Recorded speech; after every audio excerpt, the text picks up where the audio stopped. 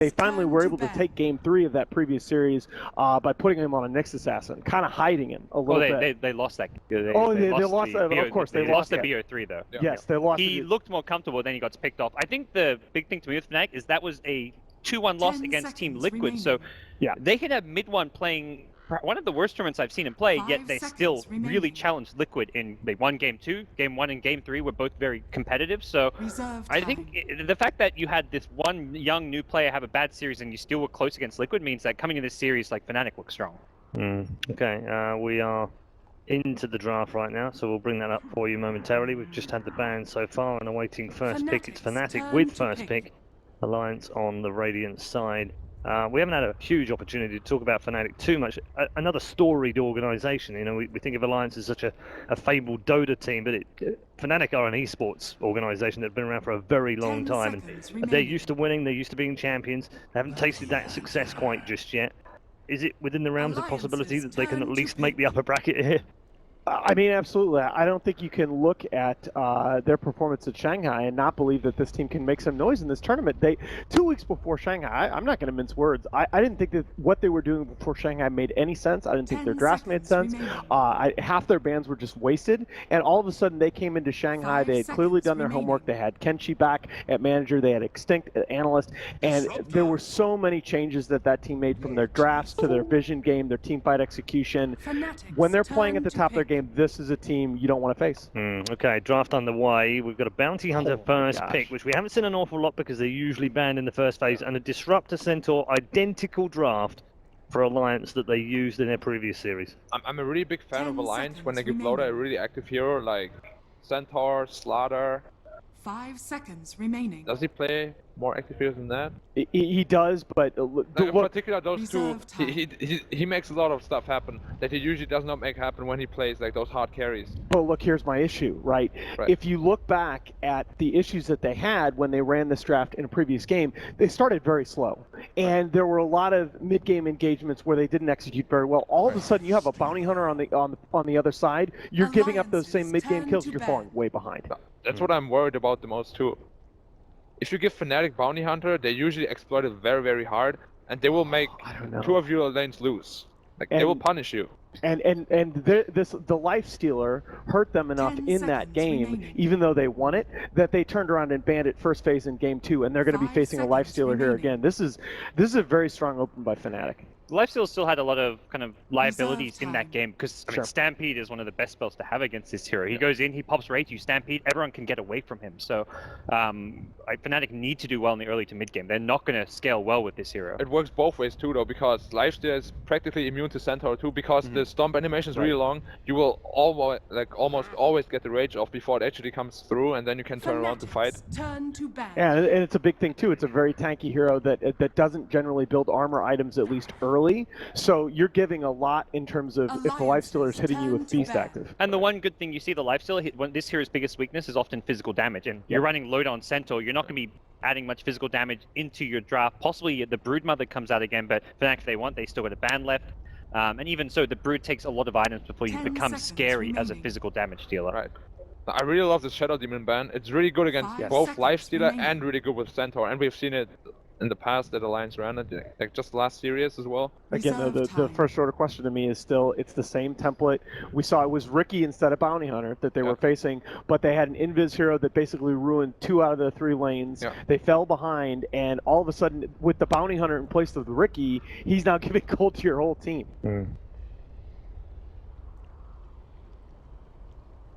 If they really run the Centaur safe lane though, they have, in theory, they have 2 really strong lanes that are immune to the bounty ganks. Like, if they protect middle properly, Bounty Hunter can't do anything to Centaur Disruptor, there's no way. He will just die instantly. And if they protect middle properly, I think Bounty will have a really hard time doing anything other than like disrupting the safe lane a lot more. Okay. Again, a little bit, I think this might be a good thing, a little bit more of a tankier hero mid with the Spirit Siphon, a bit harder to gank perhaps by the Bounty Hunter. Yeah, this was following the Brood ban, so yeah, no Brood for a 3rd time in a row for Alliance. They're not going to fall for that trap, but in a weird way, they've kind of given them the DP, which would probably be what they would have preferred anyway. they've had that ban against them in the previous 2 second phases. So. They probably would have picked Leshrac if they didn't have the chance to pick DP, but DP is definitely their preferred choice. Yeah. No discussion about that. And almost the same concept, right? The damage mitigation benefits the Death Prophet with Exorcism up, just like it benefits the Leshrac. Yeah, and you're always going to know that Bulldog has that hero depth, but I think it's just the confidence factor. If they could get him on Brood for a 3rd game in a row, he's already going to be in the zone. Like, he's just had 2 games to practice, warm up on the hero, so it's like, okay, let's put him on something else, put him on something different. So you kind of get the feeling, right, that the offlane hero choice here by Alliance is going to define. Now, let's not sleep on the fact they can rotate AdmiralBulldog onto the Centaur, but I would assume that it's going to be Loda, and the offlane hero choice for Alliance, as it usually does in this meta, is going to define the draft. Yeah, I think much more likely we see the Nature's Prophet come out, or possibly the Lone Druid, or a Treant. Yeah, as the offlane. Is that 85? Man, 85 different heroes already picked, right? I don't think we've seen a Treant don't think we've seen a Treant. I'm going to get Nox to confirm, but I think that might well be the 85th different hero we've had in less than 2 days of group stage. 85 heroes in 2 days. Yeah, Are you kidding me? And the record is 89 at the Valve event, which was TI5. So we're only 4 short for an entire tournament. And we haven't seen an Ursa. We haven't seen a Legion Commander, which I'm pretty sure we're going to see both of those at some point because they're pocket picks. We haven't seen a CK, which is also a pocket pick for a couple of these teams. So I think we might just beat that. In this game in particular, though, the Treant Protector is really good against the Lifestealer and Bounty gangs as well. Like, they just don't have enough damage to kill anyone right now. They really need some DPS mid hero that offers them the damage they need. Centaur is really tanky, DP is really tanky, even Treant, he has like 800 base HP level 1. They simply don't have enough damage right now to kill anyone. And even out of the offlaner, I feel like they're going to need some damage output. It can't just be some teamfight specialist entirely, or I feel like they're going to have some big just weaknesses in their lineup. We've seen a lot of these single core Lifestealer drafts just really struggle in the mid to late game. Like, maybe you get a few good ganks off, but you never scale well enough into the late game where you can actually win the game. It's still, the Doom's on the table though, right? And with the Doom still on the table, it may not... Wow, they're going to go back to the Mushi Shadow team. Oh my gosh. Yeah. I mean, they did this, it was Summit Grand Finals qualifiers where they ran this 2 of the 3 games. He's so comfortable on this hero. It's one of those things where Mushi is probably just like in a precious situation. Pick him one of his most comfortable heroes. Shadow Fiend for Mushi is just his bread and butter. It is going to be really tough on him though. Let's say this Treant is roaming with boots, he gets the leech seed on him, and then the Spirit Siphon, he's going to die. Like, one Treant punch takes off like 1/6 of his health. No, I agree in that. This is part of what forced, obviously the stack nerfs were the single biggest factor, but this is part of what forced SF out of the meta to begin with, is that you have, he's very vulnerable to early ganks, and usually when you have a bounty on your team, you're going to have that early roaming advantage. It's the enemy mid laner that has to fear. I'm not so sure that Alliance isn't going to be able to flex their muscles early in this one. Well, you look at the bounty. Where is he actually going to go? Right. As we said before, safe lane, you can't go to safe lane. You have a Centaur there. Probably. Well, he goes to his safe lane maybe and bullies Bulldog. That's the only thing he can do, really. Like, well, what did you do? You, like, I don't know, protect middle? You can't protect middle. And I think Bulldog is one of the best offlaners at dealing with those kind of tri lanes in general anyways. Like, if he's on a lone druid, I feel like Bulldog on an offlane lone druid dies less than any other player out there. Well, he's not getting lone druid though. Right. So. It would have been suicide to give him lone druid in this game. So Nature's Prophet, right? It must be Nature's Prophet. Which is their most picked hero. Although Fnatic might also get it. Yeah, it is the most played hero player-hero combination in the history of Dota. Well, that is a block pick. Ah, there it is. Yes, it is. It's a block pick, but I think it's also great for Fnatic. It gives them more damage. Yeah. It's fast tempo. Because you look at Alliance and where they fell short in the last series, it was the early to mid game where they were kind of slow paced. They were just trying to build up towards their key items. Prophet TPing around early, gets aggressive. Same for the Lifestealer. They create space very well for the Shadow Fiend. But doesn't the same logic apply here, though? The Alliance has a lot of defensive options. We were talking about this from the standpoint of the early roam, but doesn't it also apply with the Prophet TPing in? They have a lot of ways that they can look to defend their lanes. Yes, but it's all about they needed like more aggression to overcome the defensive power. So you have Bounty go for a gank, and it's no longer just a Bounty. It's Nature's. Suddenly you've got 4 heroes caving in either on the mid lane or your top lane, and you can take the tower, maybe kill the off laner, whatever Bulldog's playing, and take objectives with this. So it's very, very aggressive from Fnatic. So what do we go for Alliance here? A gyro? Are they looking for the... I still think this will be offlane, but still do. Okay. But it's really hard to pick an offlaner now. It is. That's why I'm really thinking maybe awkward. they really have to change this. right He now. plays a lot of. He's played a lot of Weaver. That's been a go-to sometimes when there's nothing left. And Weaver's really good against Lifestealer, but against Bounty, it's like But there's no stuns. There's no lockdown. It's actually a pretty good Weaver game. Yeah, there you go. Perfect. Nice. Cool. Well done, boys. Very, very good. Very quickly, we'll go down the line. Alan, which draft do you prefer? I was ready to take Fnatic coming into the series. I just like this Alliance draft. I think they have a very solid concept here, made some minor adjustments. Okay. Black? For this game, or probably the whole series, I think I prefer Alliance a little bit. They're like just a little bit more Just a little bit more. Okay. Yeah, a little bit. Gods? I'm same as Alan. I think I had favored Fnatic ever so slightly. I'm always a bit SEA biased, but draft-wise, I like Alliance here. I think they're taking game one. All right, okay. Thank you very much to all three. We'll head over to our commentary team now, where Mort and Melini are waiting to bring you game one of the final game in Group C. Thanks, guys, and welcome in here to the final series of the day on the mainstream. It is Fnatic versus Alliance, game number one. There's a lot at stake, of course, the upper bracket and the lower bracket for the main event. Who will move up, who will move down? We're going to decide that here in a moment in this best of three series. My name is Mott. With me, of course, is Merlini. We're going to jump right into it.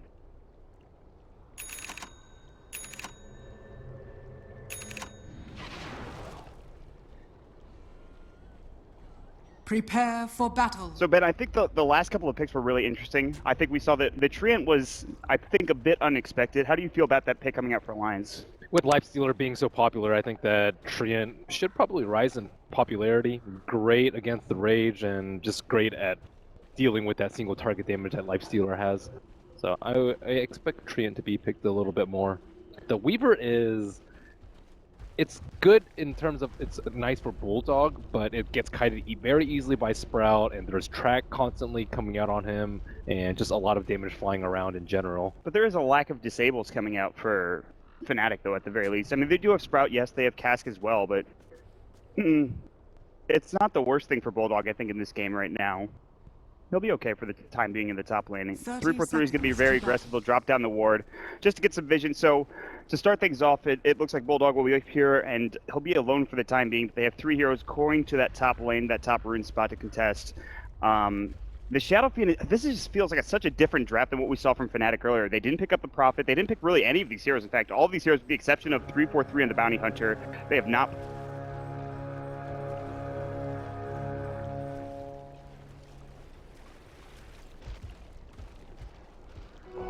A golden thread. So I'm excited to see how they play it. Yeah, I think they really wanted a BKB mid versus like Disruptor, DP, and Centaur. Centaur is an interesting pick by Alliance, and again, it will be versus the Lifestealer. If he can get that Ags up and running, he's going to be a monstrosity. Stampede's so good. Going up with the cliffs. Yes. Wing Dagger, not bad for that hero. I mean, the Rage is really a big issue, though, for the Centaur, but Bulldog.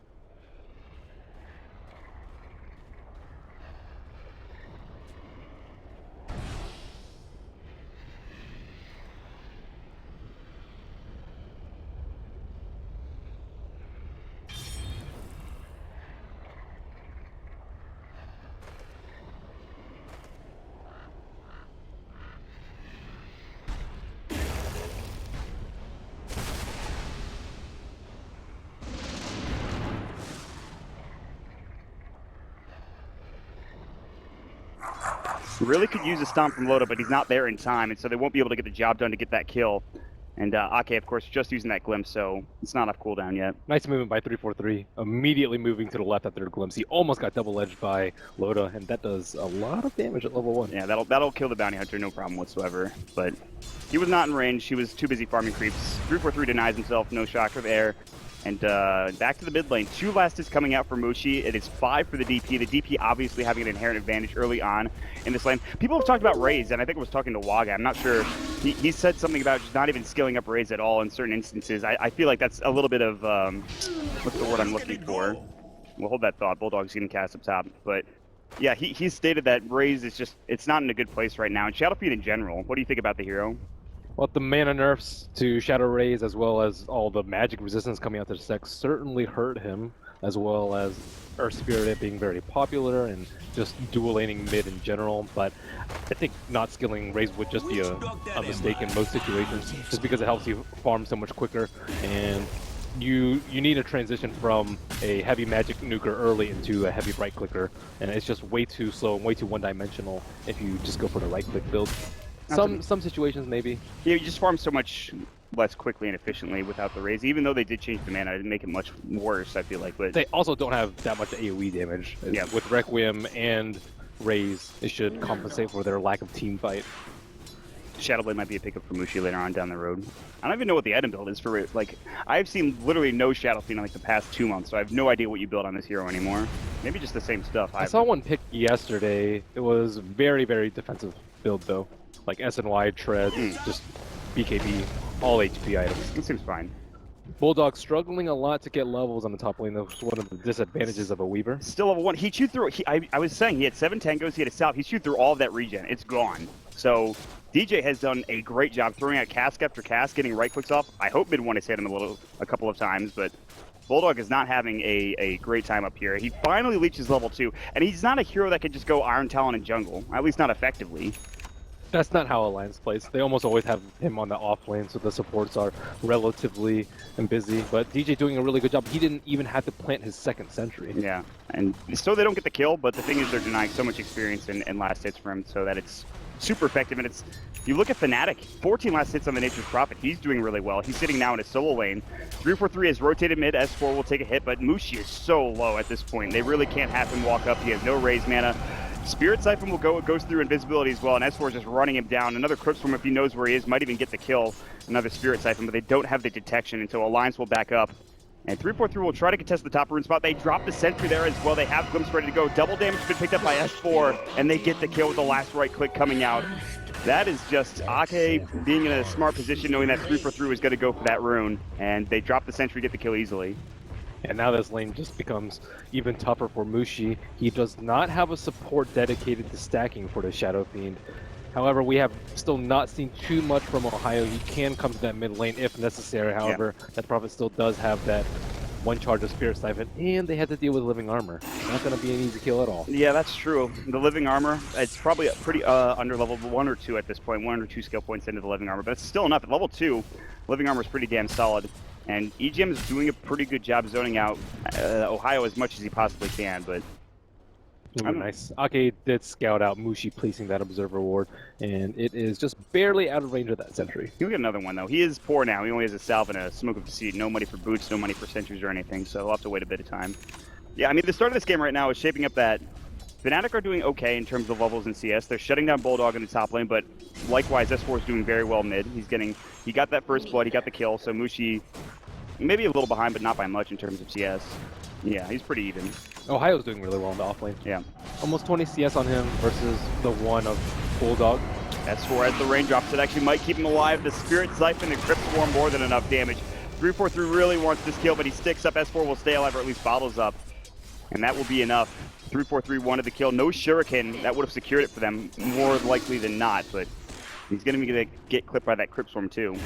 So many raindrops coming out for the mid laners. Blocking raises, Shuriken. So good.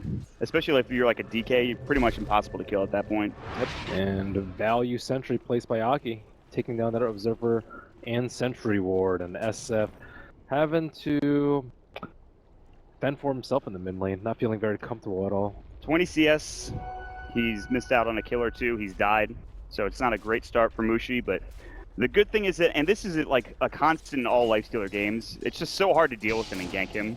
And he's going to get free farm in almost every single matchup that you see. And MidOne is doing a great job with 40 last hits. He's got DJ to help him out. Ohaiyo is going to TP out. Oh, doesn't make it away though. EGM's last right click comes through with the Leech Seed as well. Loda was there. So he gets caught. So Ohaiyo, he was having a good lane, and then he just dies, seemingly out of nowhere. I think he should have helped with that mid kill onto S4. He TP'd bottom right as that gank happened, and not really panning out for him. They need more fight in the early game. Like, Treant Protector Disruptor is a very weak support duo, and Solo Weaver offlane is not terribly strong. DJ, most of his efforts are concentrated up there, but still, they need more help for Mushi. More things need to happen around the map for them. They need Bounty Hunter to get more levels. There's a lot they need at this point. They're not getting much. They have a couple of stacks, I think, in the jungle that 343 is going to give to Mushi at some point, which will help him get experience too if he leeches it. But they can gank it. They can smoke gank with Stampede, and it could be like a Shadow Fiend death into the stolen stacks, which would just be... That's awful. It's pretty likely too, because Akke set up that ward after they got the first. Oh yeah, there's that deep ward in the jungle that I didn't even notice earlier. So that's huge for Alliance. They will see that stack being taken. One over there, but I mean, at this point, the the only good thing Akke going... and Loda setting up for a smoke already. I think they're anticipating a lot of heroes in the mid lane. They have the Stampede ready for Loda. Mushi. 343 might scout them out, but there's a sentry right near there. He's going to break the invis, walk up to the high ground. Akke has vision with that observer ward, but no sentry up in the high ground. So they won't be able to catch him out of position. But Loda's still smoked up. Akke isn't. They could try to take the stack if they want to, just right now with the double edge Stampede, maybe, if they need to chase after a kill. Probably need one more hero at least to take that out. Yeah. They're rotating a couple more over there. Bulldog is coming with Shukuchi, which will help a little bit. And they're just going to leave bottom alone. So yeah, Loda just goes in, stomps up. There's the Crypt Storm, and they'll take it with S4 and Loda. And they're going to get a ton of experience and a ton of gold. They don't lose the kill. EGM bottom will stay alive, but the raise hit from Mushi, the long range, the E, will do the job. So he rotates down, he finds a kill, he loses his stack in the process. It's an interesting trade. Maybe not the best, but... You don't really want to be stacking with a bounty hunter. You want to be able to get a lot of kills around the map, but Fnatic just lacking all sources of damage, and their cores still content on farming their early game, which is fine. They have Lifestealer in. When is MidOne going to show up? Level 6? I mean, he should have his Infest ready to go. Most of the time, it's after the T1 is down when your armlet's up. So maybe just a couple more minutes for him. Ohaiyo. He gets the tower, but he might die for it. He actually was going to TP out. Loda can't get there with a hoof stomp in time. And so Alliance miss out on that kill, and he gets the tower. That's a huge player for Ohaiyo that gets him the gold for not only himself, but for his team as well. That's big. They could use any gold at this point. And he just TP's back up top. Sprout into Bulldog. Dust is up. He doesn't have time left. He's got a Shukuchi. Will not save him. The living armor will, however, for the time being. But the open wounds comes out. The Stampede, but the last right click from Ohaiyo, which was a mile away, gets the job done. Perfect execution by Ohaiyo there. And that's going to be 2 towers down for Fnatic. They transition this very quickly. Ohio's like, all right, let's start getting involved. Let me push bottom, TP top, get a kill, get a tower. That was a very poor couple of minutes for Alliance there. They got the 1 stack, and that was about the best thing that happened to them in the past 2 minutes. I think Fnatic did a really good job of reacting towards the stack. They didn't panic at all. They didn't like TP a couple heroes there. They pinged it out, and then they just decided, okay, we'll just get a tower in the meantime. It wasn't that large of a stack. It was a triple stack. And fortunately for Alliance, there weren't that many magic resistance creeps. Well, there's the Hood of Defiance now for the Centaur, so magic damage will be mitigated coming out for the Loda, build into that pipe at some point in time. And this is the condition you were talking about. MidOne now has his armlet. They've taken the tier 1 tower top and bottom as well. So if they want to get involved, they certainly can. 343, does he have level 6 yet is the question. Nope, he is level 4.5. However, it is 10 minutes and Tome of XP in the stash. All right, give that to...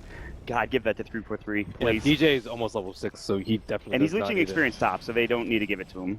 It's completely fine. He doesn't have a good way to get into the fight. Maybe like an NP bomb. Oh, that sentry placed down, the Janata will go, but there's the overgrowth. MidOne is just going to rage through it, and he'll shoot through EGM. That big tree is going to get brought down, cut by Ohaiyo, and they'll look to push and pressure more in this bottom lane. There's no tier 1 tower here, but they get a kill, and they can push this into the tier 2 or something. And Mushi has a haste rune. No Requiem quite up yet, and it looks like he will just commit to a bunch of small items that tread Tequila, even though he did have, I think, around 1,700 gold to his name. So with this poor start for Alliance, at least for Bulldog, I should say, where do you go from here? Because you have the Hood of Defiance up, you have Stampede for Loda, you have Death Prophet Ultimate, presumably you have at least Phase on her, maybe the beginnings of a Yule Scepter. So do you decide to push? Do you decide to play reactively against what Fnatic is doing, or do you maybe look for a smoke gank? What's the play here for Alliance in this situation? They're in a weird spot where they want to fight because they have better team fight, but if they fight a lot, they're also going to have to deal with a track. So they just have to take really smart fights, I would say, with 4 or 5 people. Most of the time. They really need to take out some T1 towers. Fnatic just have way too much map control. It's way too much ground for the supports to cover with sentries if they keep on losing their towers. So I would say, above all else, defend the mid T1, and then after that, play it by ear. Pushing for them is not easy. They have Exorcism, and that is it, right? At this point, you don't do that much damage for Weaver just yet. You're not going to be right-clicking a tower. Usually, I mean, Loda will be up front. He'll right-click a tower when he can, but they don't have very good push other than the Exorcism at this stage in the game. So taking down a tier 1 tower for them is difficult. Fnatic does not have that great anti-push, and Bounty Hunter is level 6 with the help of the Tome, and already packing some heat. The Infest Bomb on the Bounty Hunter. He runs in, Janata comes out, the Infest, the Shuriken, should be enough burst damage to take down a squishy support, or Bulldog for that matter. They're going to smoke up with the Invis on top for the Bounty Hunter. DJ will join them. He's level 6, so Death Ward is available for them to drop down in a team fight. They have to be able to defend this T1. I don't know if they sense it coming. They are huddled in between the T1 and the T2 with a sentry behind, so this could be a little bit dangerous for them. It's kind of that awkward moment where they realize a lot of heroes are missing. And they smoke too. They counter smoke, and they're going to wrap on mid. They're looking for Mushi, and they might even find him here as well. They're going for the direct route, and Mushi is actually very far up here. Instead, they go into the jungle, and S4 is going to get caught now. The safety will come through. They get the cast off, and the Death Lord blows him up, down for 36.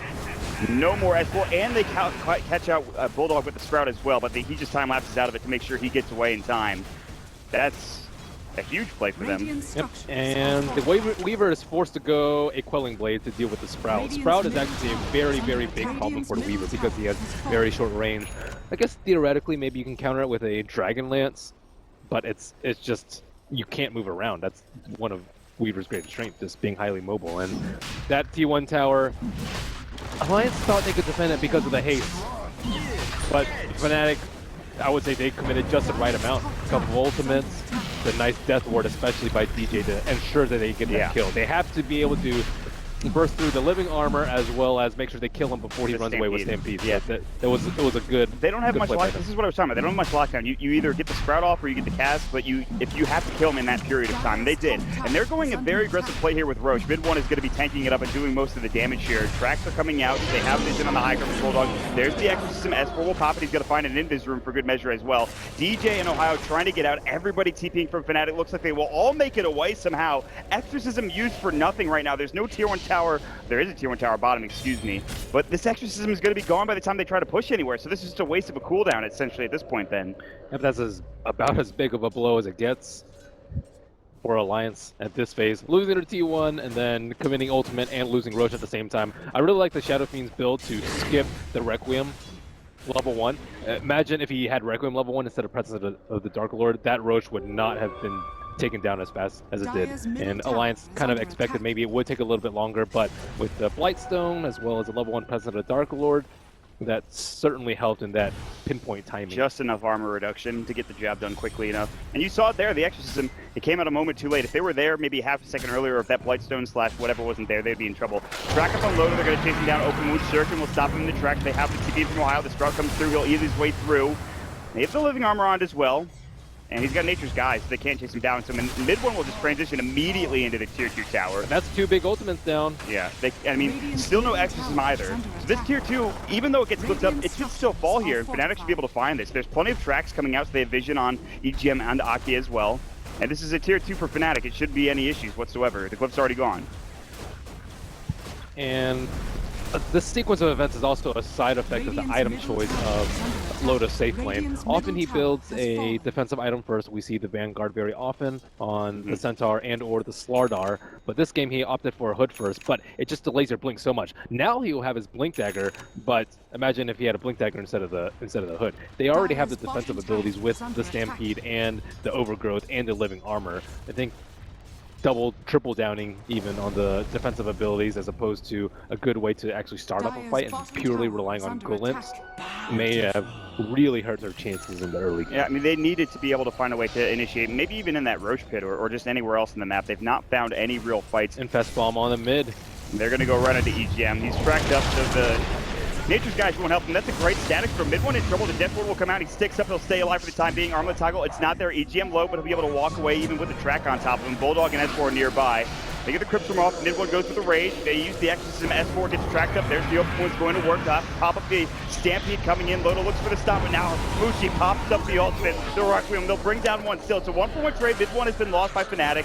Ohio's trying to go to work. There's a hasted up, I think, Death Prophet running around. No, S4 is going to get caught with a Sprout and brought down with the Nature's Wrath coming through as well. It's a 2-for-2 exchange. Remember, these are track kills for Fnatic, and Alliance have S4 down for 38 seconds. And again, Exorcism only used to get 2 kills in that engagement. Still very strong team fight for them. Pretty much 3 lives taken down when you count Lifestealer's Aegis.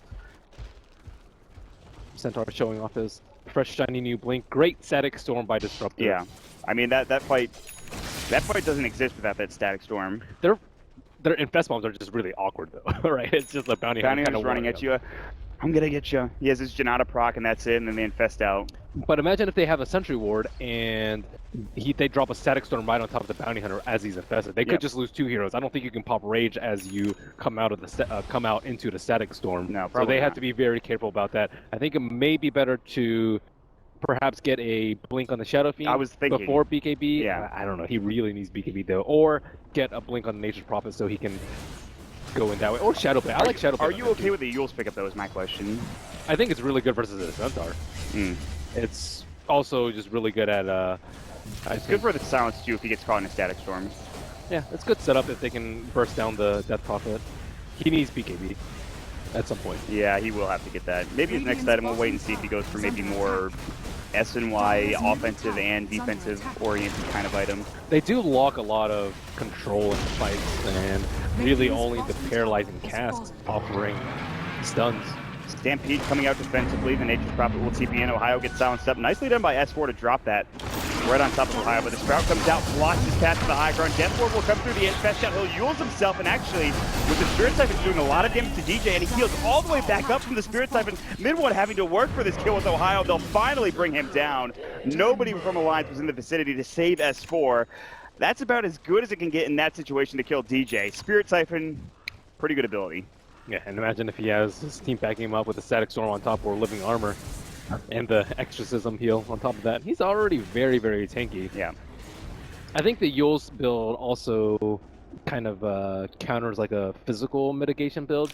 Let's imagine that Death Prophet gets a Ghost Scepter, then she's invulnerable to Lifestealer for a decent amount of time in the team fight, and then Shadow Fiend can just burst her down with a Blink Requiem. So I think it's nice to mix up your damage, and Shadow Fiend going with Caster build. Yeah, you can get a lot of minus armor to synergize AdmiralBulldog in a lot of trouble. Oh, that's a Requiem. Boom. See you later, Bulldog. Dead for 36 seconds. He just blows him up, and that's the tried and true combo that you used to see all the time when Shadow Fiend was picked so very often. You mentioned not that much lockdown for versus Weaver. There it is. They don't have any stuns or silences, but when you have this much damage... You don't need to stun or silence him when you just come, Yules him, and then Requiem him to death. Yeah, he's going to have his BKB at a decent clipping too, and Alliance looking to maybe take on a 3v2 fight perhaps in the mid lane. Weaver cannot get there quickly. No, he cannot. They're going to go in. The Blink Stomp's going to come out. Mushi's a little far forward. He does have his Yule Scepter. Might have to use it. He needs some help. He needs defense. He'll stay alive for the time being, but the Crypt Storm will bring him down. The secondary Requiem does some nice damage to S4, but MidOne is going to back up. But here comes the Glimpse. He's got Rage. He'll have to use it, so MidOne gets out of any sort of trouble there, but S4 will continue to push forward. They will finally get this last tier, or second to last tier 1 tower here in the mid lane as the Glyph comes out. That was a nice timing of a gank. Fnatic certainly felt comfortable with Weaver down. Yule's Exorcism DJ, he's been caught out of position. He's going to get Spirit Siphon down as well. They even have the Medallion up from Bulldog. They're going to kill him with Shikuchi in the last break, but they even get the Exorcism off. 3-4-3. He's just getting blown up. They turn 3. Alliance coming out of nowhere. They get 1 tower. They might even get 2 here as Fnatic lose 1 after another, with Mushi going down first, followed by DJ and 3-4-3. Got to be careful about the chain feed, Fnatic. That, I mean, even the split push from Ohaiyo is not going to do much, unfortunately. They just lose 2 towers, 3 heroes. That is a lot of gold going the way of Alliance. That's huge for them. Yeah, Lifestealer's slightly falling behind in terms of net worth. He is actually number 5. Yeah. He had his armlet Lightstone at, what, maybe 9 minutes? Somewhere around there. Yeah. He's since then picked up a Mithril Hammer, that's it. Yeah, he will have his Dezo. Oh, it's coming. Oh, I only thought he had the 1 Dezo. I was like, where's all his gold? But no, it's on the career. It's flying out to him right now. Centaur is getting out of control. He had a relatively slow Blink Dagger, but now he almost has... What is he going? Octarine, maybe? He's going with that Vit Booster. I can't imagine anything else. Maybe... He might be getting casual Vit Booster into Aghanims. Crimson Guard into Aghanims, maybe. One of those Vit two. Booster and Eggs. Yeah. I don't think you get Octarine here. No, I don't think that's a play for the maybe once you have the Ags, it's okay. But at this point, I think it's just casual. Although raw HP versus Lifestealer. Look at the track off on the Bulldog. They're just going to come right back in. Mushi has a Lifestealer inside of him, so he's ready to go. He has that Blink Dagger, by the way. He is going to purchase the Ogre Club, so he will get the BKB after he has the Blink Dagger. Yep. He still has to be careful to get of getting like overgrowth while he casts his ultimate. It's not a free Requiem like it normally is, and they have a Treant inside Roche. They know that it immediately spawned. That's right around 8 minutes.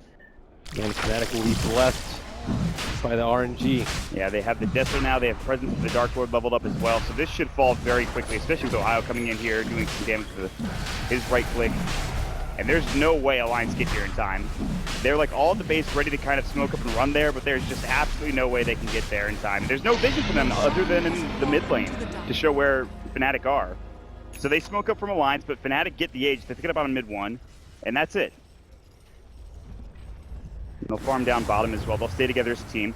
Both teams kind of staying together for the time being, playing as 5, and maybe Alliance finds something here. They get a couple of wards down, but that's it. It's a cool build from Weaver. He went for, I think the medallion is fairly common, but going for the Solar Crest immediately, I think this way he can just buff up Death Prophet very early on in the fight, and then later, once his swarm starts ticking off on heroes, he can switch it to have an offensive Solar Crest. But he needs to make sure that the Death Prophet does not get bursted down. She is very high priority. That is the biggest thing. So you'd have to imagine for a Death Prophet, BKB or whatever might be a priority. Just another defensive item for her to stay alive. I'm not sure what she's building next. She has the Bit Booster, or excuse me, I don't know Booster. if she needs it this game, because they have... I think going on the Akke bottom, but they actually decide not to go for it. They don't go any further than where that tier 2 tower was. They have a route to stop a Requiem if she gets Yule's Requiem, and they also have a route to stop a Lifestealer bomb, and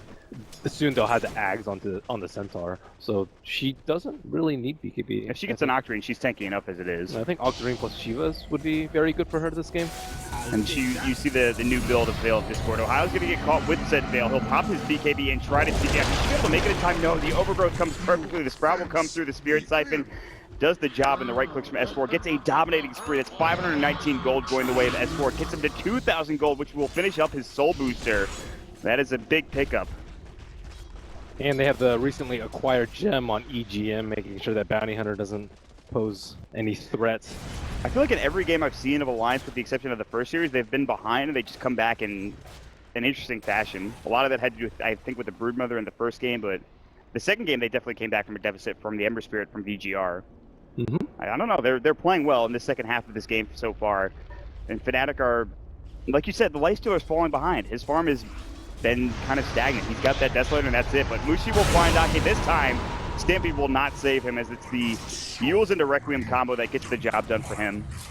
He's going to have problems getting kited in fights. So we have Centaur, Ags, I don't think he can kill anyone during that. And then after his rage is down, he has to deal with a lot of spells from Death Prophet, multiple Spirit Siphons, a Yule Scepter. He can't face tank the Exorcism because he doesn't have any, he doesn't have that much armor right now, just a little bit from the armlet. And then you talk about the roots, and then you have like the Weaver Shikuchi, and then he has to deal with the evasion from Solar Crest. So I think Fnatic are in a pretty decent position because their other two cores are getting a fair amount of farm. Nature's Prophet. Yeah, Ohio's going to transition very effectively, I think. He's going to keep split pushing with the Maelstrom. I don't know what he's going to get as his next item. He already has BKB, Maelstrom, and a drum, but I think Mjolnir would be pretty good for him. Dump it on the Lifestealer. It helps a lot when you're getting kited. They cannot kill Bulldog. They do have Mushi coming in though. He's probably going to have to use his time lapse. He actually already used it in that last second or so. He's going to get Yules up though, and they won't be able to chase any further. The rest of Alliance are ready to fight. They were about to back him up though. With the exception of Loda, who's still bottom in that Centaur farming up and pushing into the tier 1 tower. But they do keep Bulldog alive, which is very important. Make sure he gets back up into a good position as that offlane Weaver. But they might lose this tower in the process, though. Here we go. Ohaiyo pushing with mid-1. The Glyph will come out for the time being, but it looks like they might just give this away, for Alliance anyway. Maybe not. No. And on top of all those tools that they may have had to deal with, there might be a potential 4-step into Hurricane Pike on a Weaver. He already has a Dragonlance, and we see a 4-step on Disruptor. So they need more tools to lock heroes down. Sprout's not going to be enough. Yule's Burst Down only kills one hero, and it might be interrupted due to Overgrowth. Maybe an Ags coming out on Witch Doctor. That would be really nice. Yeah, he's far away from that, very sure. poor. And Bounty Hunter has no damage. Sometimes you might want, you know, a Veil if you have a lot of magic damage, Dagon. Even Solar Crest would be good for him. After he gets Guardian Greaves, I wouldn't be surprised to see a Dagon coming out from him. I'm not sure if if he wants to go Veil. Either of which I think are fine. Most of them get Blink. You could also go utility. Yeah, that's the thing. Blink or Force. Blink is probably the most common item, I think, once you have these items ready to go. They're kind of searching for kills, but they might just walk into a gem and get crushed. So 3-4-3, gotta be wary. Very careful as they progress forward. They're trying to choke out Alliance right now, keep them hemmed inside the base, and they have the tools to do that, obviously, with a Nature's Prophet. So they're keeping them pretty close to home at this point, but Shadow Fiend has bought a Aghanim Scepter, or is about to buy an Aghanim Scepter. I just want to throw that out there. So that's awesome. I don't think I've seen an Ags in a pro game before. There's a first time for everything, Ben. It's pretty good. It's surprisingly good. It doesn't sound that great. Like, oh, whoop. Because I'm so used to damage. every Ag Scepter upgrade being like, oh, that's not that good. Some of the newer ones are really good, but remember, Walrus Kick was just not the best Ags upgrade for a long time. It's been buffed now. It's pretty good. So yep, I'm getting out of the habit of being like Aghanim Scepter on this hero was just terrible. But no. Oh, smoke out from Alliance. They scan DJ too. and Mushi. Yeah, but they see MidOne as well, so they should know that the entire team is here. 3-4-3 is going to walk in. There's going to be the opening with the lead sheet. Stomp is up as well. He's not going to be able to get the mech off, but it's time to back immediately for Fnatic. They do not want to fight into this. DJ will TP out first. S4 has the ult, gets it off just in time. The silence will come through, not even needed. The cask is going to get bounced, but Loda will actually blink in the tree line, stop his path of retreat, and bring him down with a double edge. So Alliance turn 2, and they'll push into the tier 1 tower that has been alive for too damn long for them. They're smart about how they approach the fights. Going with Nature's Guys, they have a gem. Fnatic, very unlikely that they're going to see them because the Treant would see any sentry wards placed down. And unfortunately for Fnatic, Bounty Hunter was not the only sacrifice that fight. However, they are really quick to retaliate. Ohaiyo and Mushi already beating on the T3 in the mid lane. Oh man, they need to get back, and they need to get back quickly. Luckily, there's not that much damage done to the tower. They only hit it. Actually, we only hit the creeps, really. I don't think they did any damage themselves, but the Treants are doing some nice work. Mushi hits it once, then backs like, all right, that's enough. Let me get out of here. It's at half HP. That's a lot. Yeah, well, it wasn't a lot when they were backing, though. That was the thing. The Treants were doing some serious work. There is living armor, though. That is something you have to keep in mind. There's a Treant, so anytime that a tower is going to get taken down like that, if it's not taken down at full, it's a good chance it's going to be brought back to full health sometime in the near future.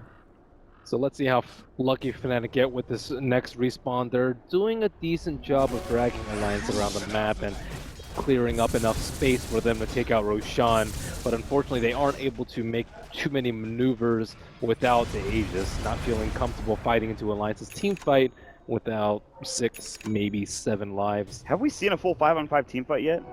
No, and Fnatic should do their best to avoid that. Yeah. Unless they have an Aegis. Especially with Octarine Core now up for the Death Prophet too. Yeah, not to mention Stampede. Yeah, this S4 Death Prophet, not shockingly, is very frightening as we hit 30 minutes into the game. Sure, Mushi's farm, sure he has an Aghanim Scepter, and yes, we have, for those of the layman's, for those of you that don't know what Aghanim Scepter is, Ben, could you promptly explain it for them? So usually it just goes outwards and it slows and reduces everyone's damage, but now it returns inwards as it reaches the outmost of its trajectory, and you heal. Yep.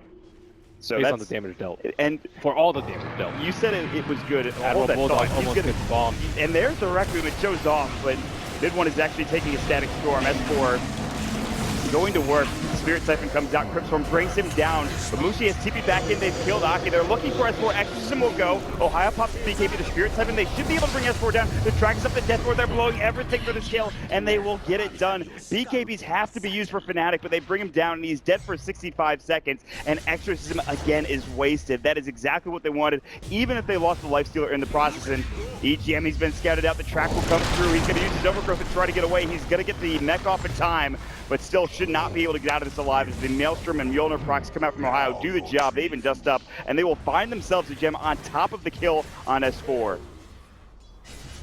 Nice move by Alliance. They wanted to make a move for the Roche. If they don't, then NP is going to eventually get their T3s. They're forced to back, and then without any T1s or T2s on the bottom of the side of the map, Fnatic will just take down Roche easily with all their minus armor. So they felt forced to move outside of the base, get a pick, and then perhaps force a buyback into a large team fight into the Fnatic side of the map around the Roche pit. Unfortunately for them, Fnatic were really quick at responding to that kill.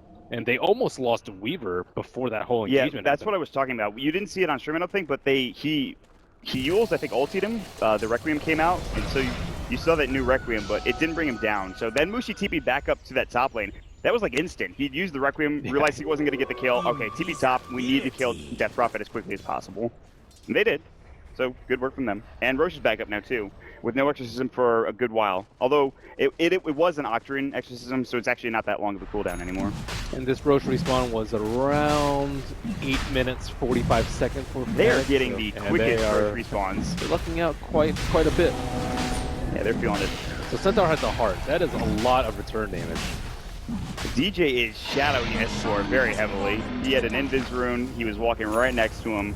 And there it is. Aegis is going to be picked up. They will purchase another gem for Alliance EGM doing the job there. So he's going to spend a lot of money on those gems, but he does have the mech at the very least. Lifestealer is going for Manta style. It's a cool build. Against the Silence? Yeah, I saw this yesterday in one of the series. Good versus Silence. It's also really good versus the Root in particular. Yep. Because you have to use Rage again, and you can't not do that. Because if you get Silence, you might just die. Yep. And then if you Manta off the Silence, you just get rooted. So he has two defensive, well, one defensive ability, one defensive item coming out with the Manta style. Mushi has the Blink Infest out, maybe a Yules into a Requiem if they want to set it up. And this is the prime time for them.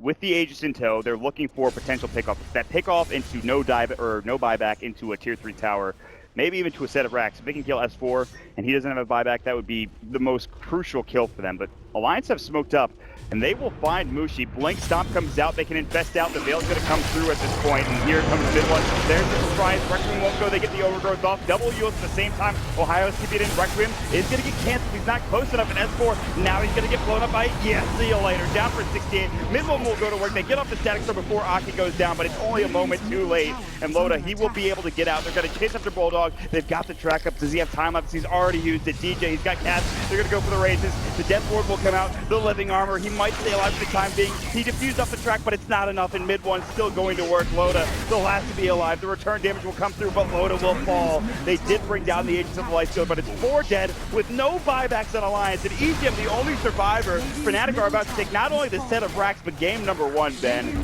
Wow, I don't think they expected MidOne to be inside of Mushi, and he had kind of 2 lives there, 3 lives even on the Shadow Fiend. Yeah. One with the BKB and another one with the Requiem heal with the Ags. Alliance were pretty farmed at that point too. You see a lot of items on the Centaur that Hart recently picked up. Weaver just picked up his Diffusal Blade, so he's hitting pretty hard, but they're feeling good about themselves. And then all of a sudden, they just jump out. MidOne jumps out of Mushi. They cannot keep the Death Prophet alive. That's the biggest problem. And you would think that Loda being the tanky frontliner, but I mean, once he's kind of there, they kite him out of the fight, they isolate. He doesn't do any damage if he's not focused. That's one of the problems with the Centaur carry. Slardar can hit really hard, and he can lock down people with bash and multiple stuns. Centaur, his Hoof Stomp is very underwhelming, very long cooldown, 13 seconds there, and his right click is not very hard. Return does a lot of damage, but you have to focus on it. Yeah, they are not hitting him. They will glimpse back Mushi, but he pops the BKB, so he will not get caught by it. They'll walk away together as a team looking to TP out. They have got more than what they've needed so far in this game. All right, they lose DJ. I don't think they really give a damn at this point. Fnatic are far and away ahead in this game. Especially when he does not have the gem on him. MidOne Rage TP, Stampede. Can they find anyone 343? He has the gem, by the way. He might get out still, though. Oh, I think he's fine, actually. EGM is looking to cut him off, though. Oh my god, Mushi has a Refresh Orb. Okay. I think he has the mana to actually use all his spells, too. Yep. Yeah, he's good. Only 200 mana for Requiem. Maybe not like a double Yules with a few raises in between. Ohio, I don't know about that play. That was very dangerous. He went for the Bloodthorn on Bulldog. He got it diffused off, and now he's going to die. There's going to be the Requiem coming out. It doesn't really do that much damage. Returns in, Bulldog runs into it, and now he's going to time-lapse out and avoid all of that damage. He refreshes, so he has another Requiem. They should have seen it. They had a bug on him. So they know that there is a Refresher Orb on Mushi. A little bit of a lapse in judgment for Ohio, I think. Down for 60 seconds to just go for that Bloodthorn, and there was a lot of Alliance there. Might not have seen that Diffusal because that last large-scale engagement was quite crazy. That was awkward. Still, Fnatic are in prime real estate here. 2 full sets of racks down, pretty much all of the huts that are in the mid and bottom lane gone. And then there's a tier 3 tower that they've also taken in the top lane. So there is, if Alliance lose 1 or 2 more heroes, there is a very good chance Fnatic just push in, get megas, and just end the game at that point. Pretty much if they lose S4, it's over. Yep. And it's not like he can tank it and then buy back and come in with Exorcism, because his whole team will die before he can come back. So he has to use Exorcism early on in the fight. They have to use Living Armor to save him, Defensive Stampede, Overgrowth, 4 sets if they can, drop the Static Storm. But what can he really do to stop a BKB Zerg down? That's the problem. The smoke will break. I'm not sure if they scouted out S4 with 343. In the vicinity is the Lifestealer. MidOne will be able to get out, though it seems like they do know something is up. Yep, they do. And there's the scan from Fnatic, too, so that also helps things. 343 had already circled that area on the minimap. Yeah, they knew. They had an understanding. They just need to fight together. If they fight together, they should win the team fight with their net worth advantage and their 4 racks advantage. Yeah. Even if they don't win the team fight, as long as the creeps are pushing in, they're pretty happy. Which was why Alliance decided to smoke and run outside the base. You want to fight outside the base so that you lose the team fight, you win the team fight, you have room to work with. And an unusual build coming up from AdmiralBulldog, the Skull Basher. Oh, that is interesting. Ranged bash chance 10%, so you're not getting it for that. You're getting it for the Abyssal later, and maybe whatever stats he wants too. It's decent damage and lockdown, but they have... I don't know how much uptime he's going to have in these team fights. No. He's very short range even with the Dragonlance, so he can't really tank the Requiem. He doesn't have a BKB yet. You saw him, he got hit by the initial Requiem, ran into the return Requiem. Yeah, that's 3 or 4 seconds of the fight that he can't do any damage. Yeah. He gets zoned out pretty effectively by that. Not to mention if he's Yulesed up or chased down by the Lifestealer or sprouted up as well, which of course you talked about being a big issue. The Requiem reduces damage by a lot. 50% damage reduction, and Weaver does not have that much green damage. A lot of agility though, but he's going to be doing 85 damage. Maybe if he has a medallion on someone and some minus armor from the bugs, he can do some damage. I mean, they're just looking for... Alliance need to find a pick, I think. They need to They've been trying. They've been trying really hard. That smoke really did not yield anything. They really wanted to pick there, and they just couldn't find anything, which is unfortunate. But and now they kind of just have to play back in the base, because if the creep wave's pushed in, there's a Nature's Prophet. He's got a Mjolnir, so he just constantly pushes out the waves like crazy. But at this moment, Fnatic could smoke from any of the 3 lanes, and Alliance would almost certainly be caught off guard. And if they don't leave the base, then Fnatic can just take the Aegis and Cheese and push normally without a smoke.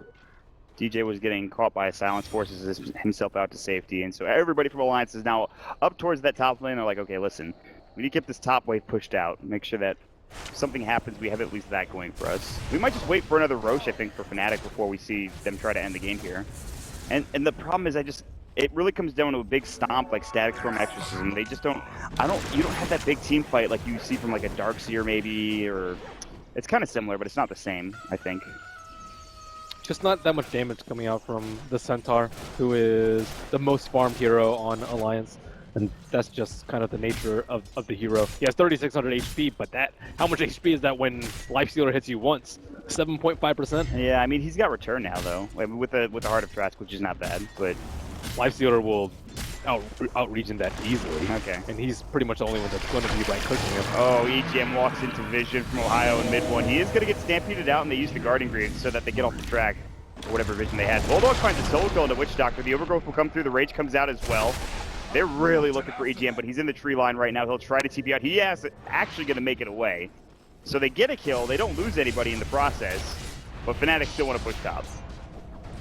Wow, look at this Roshan respawn. It's another 8-minute, 30-second respawn. Fnatic are like, yes, give us the RNG. We will take it. I wonder if this illusion is going to scout it out before. Yeah, it is. It is barely, I think, going to see it. Yeah. 5 seconds. Come on, illusion. Yeah, there it is. They will ping it up momentarily. They'll know that this is here.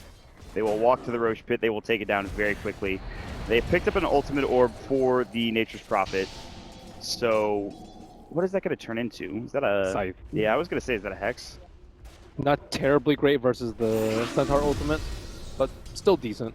You can't... they can focus down Death Prophet, maybe even through the Centaur Ags, because he can't pop his Yules while he's getting open wounds focused.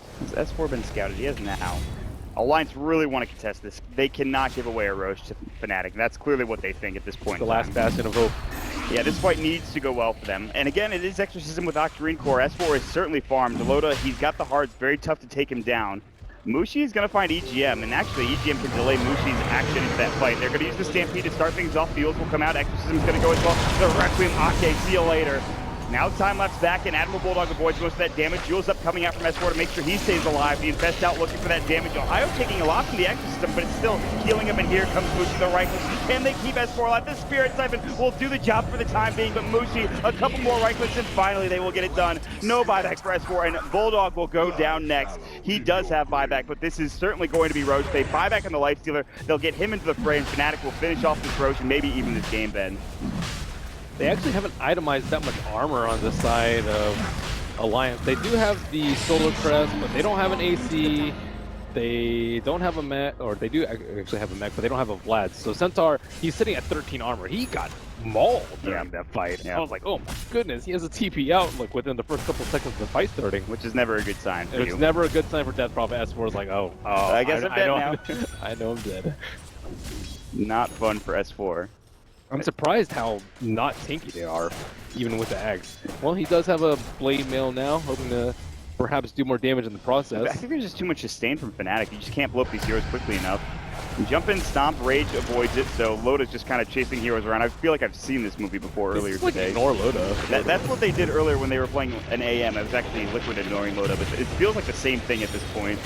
Double edge onto Ohaiyo. Actually pushes him out. And here's MidOne. Jumps out with the Infest. He's got the open wounds. He's going to go to toe-to-toe with Loda. And Loda is just falling so quickly. The right click from Fnatic is too strong. Loda forced to buyback, but they will lose a range rack in the process. They will lose Megas right now, Ben. They have the glyph. They'll keep the melee racks alive. Maybe I spoke too soon. They'll jump in, stomp. It's only going to be under one as Ohaiyo pops the BKB. The tracks start coming through. Ohaiyo is low, pops the cheese, though. The Requiem will come back out and in. And Ohio is still alive, but he gets up to Nature's Wrath before going down. Akke stays up and ready to go. They have to buy back on EGM, and Alliance hold, at least for the time being. I thought they were going to lose Megas there, but the melee racks does stay alive with about, I think, like maybe 100 some odd HP, something ridiculous. To 300. It's been regenning up, so. Bulldog has walked up a little too far. MidOne blinks in, open wounds. Time-lapse is not there for 19. Shikuchi, he's got it in 2 seconds. The Yules will come out. He just wants to Requiem. Boom. See you later. No, he misses the time, and Bulldog actually gets out of there. I think it was the Living Armor helping out too, but Luda's just going to jump right into DJ. 4-step down to the low ground. Silence up. Glimmer Cape coming through. Do they have detection? They do. They'll be able to bring him down, so DJ dead for 60 seconds.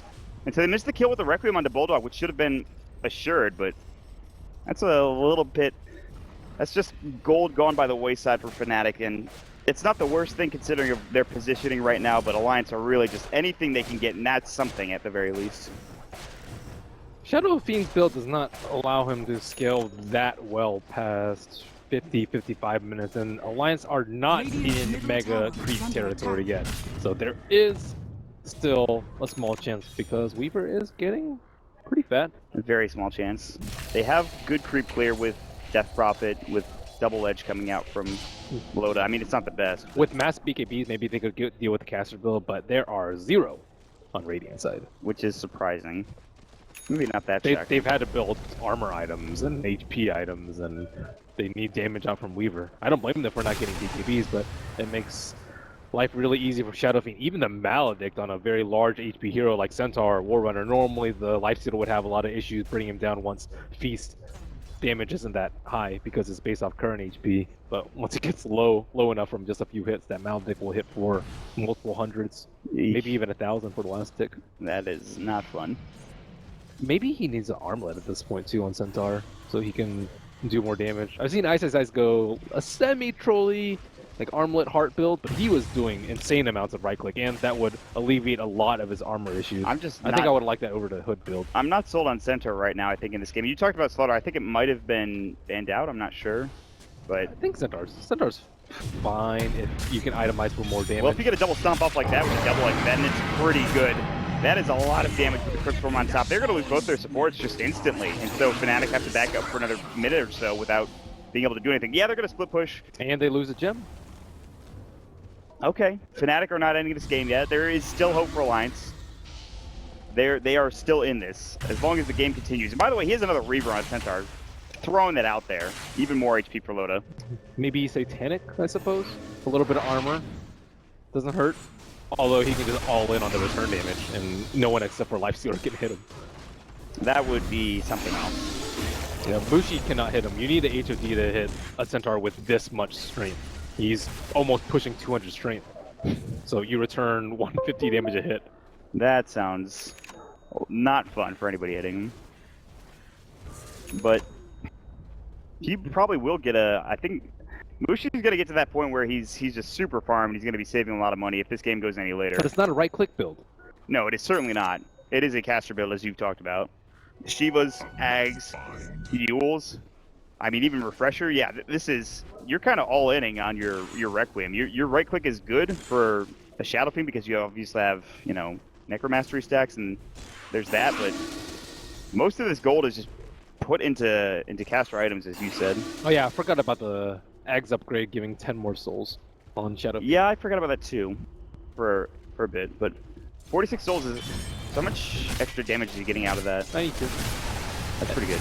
And then you have -6 armor from Presence of the Dark Lord, -7 armor from Desolator, yeah. so he's still hitting pretty hard. They need an AC on MidOne. Especially against these squishier heroes. Yeah. AC would not be bad. What does MidOne have? He's obviously not going to farm as quickly as the Nature's Prophet as well as the... Okay, so he has the Manta and Blank. So he's got his 4,000 gold, so he's kind of waiting, I think, with buyback and another item.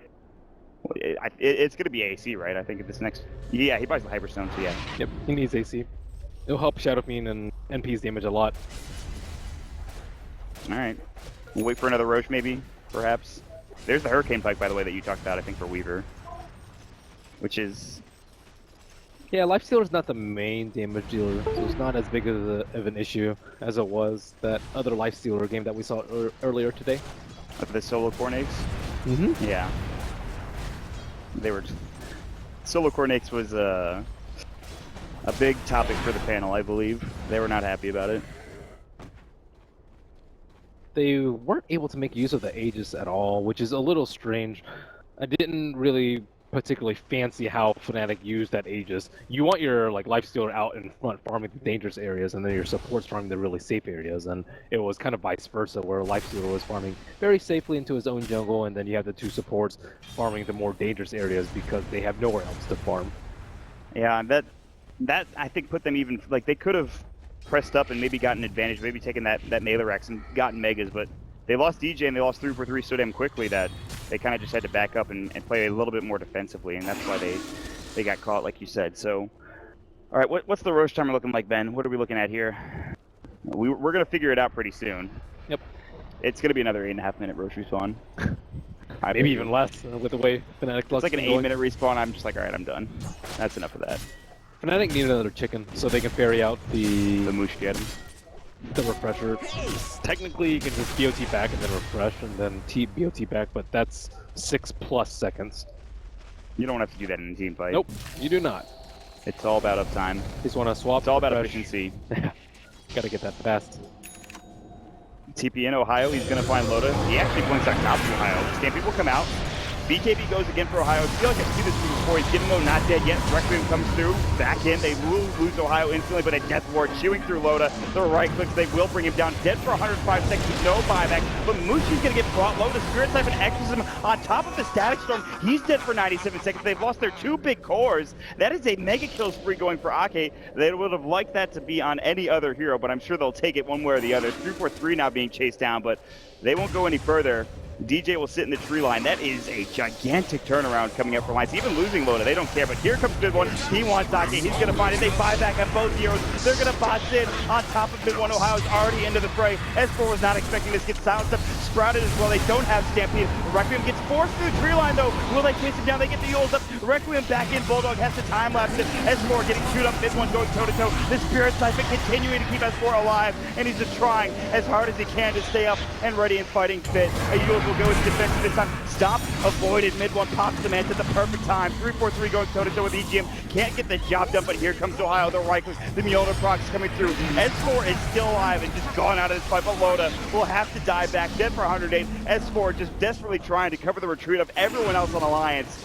And MidOne says, I don't think so. Ohio TP's in again, even further forward. The Mjolnir procs are coming like crazy. They will take down 4. They will buy back on 2 with Bulldog as well as S4. Meanwhile, the base barely being defended as S4 comes back and TP's in after the buyback.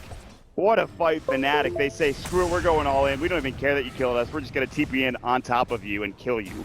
It was looking pretty dicey for Fnatic. They were flirting with fate at that point, but luckily for them, MidOne was able to stay alive and no exorcism to deal damage, and they did a really good job of kiting the Weaver. He does not have that quelling blade anymore, so he sat inside a scrap for full duration. He's contemplating what he's gonna do next. He's like, what do I do with my life right now? Go bootless, maybe. I mean, that's not a bad idea. You don't really need boots that much on a Weaver. Maybe in this type of game, but MidOne blinks in. He really wants the racks, but he has to rage for the static storm coming out, the exorcism as well, the Shiva's guard. MidOne might actually be in trouble. He's gonna have to turn and look to fight this with his open wounds, but he's actually gonna fall here. It should be him going down with Bulldog getting the last right. He's dead for 102. He does have buyback, but that was kind of crazy. He just kind of went all in on that Rax, and he did not expect them to be ready for that. Yeah, he almost got static storm before the rage. That would have just been one dead ghoul. Well, now it's back to the drawing board for Fnatic, and they say, okay, I guess we just take Roche now. The boring play. That must have been another quick respawn for it to be up this quickly. It was around 9 minutes 15, 9 minutes 30. That's pretty good. That's pretty good. Like halfway through the entire respawn. 6 buybacks used in the last fights, and the only very farmed hero that has buyback left is just that Lifestealer. Yeah. So, I mean, it is not out of the realm of possibility for Alliance to take a fight, win said fight, kill all 5 heroes, well, maybe not all 5, but kill the heroes that don't have buyback, and then just have to deal with a Lifestealer as they maybe go for a death push. They just need to stagger their defensive cooldowns. And on the flip side, Fnatic, I think, need to all-in on Centaur, I would say. Centaur might be a little bit easier for them to kill than the Death Prophet. I'm not terribly sure about that at this point. God, Spirit Siphon, Octarine Core, Exorcism. Yeah, he is. You just heal through everything. He is very, very tanky, and he has a lot more armor. With the Shiva's Guard coming out, yeah. 36 on him, 21 on Centaur. So I think they focused on Centaur. He doesn't have buyback for another 3.5 minutes. No buyback on Death Prophet for 4.5 minutes. They just need to make sure they fight us 5. If they don't fight us 5 the next fight and they chain feed, especially without buybacks on Mushi or Ohaiyo, they will lose this game. They have been ahead for the majority, if not all of this game at this point. And it's not looking like they're going to throw, but there is that possibility, there is that chance with one team fight. And that's how crazy this Dota game can get. This is one team fight after winning pretty much the majority of them for the most of this game. They just give the game away.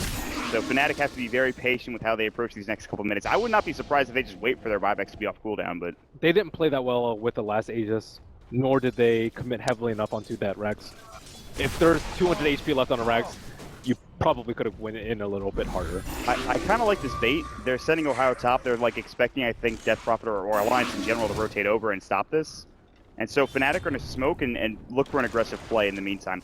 But Alliance are not taking the bait. They're smart enough to know that something is up. But Loda still might get caught anyways with the Evil Scepter.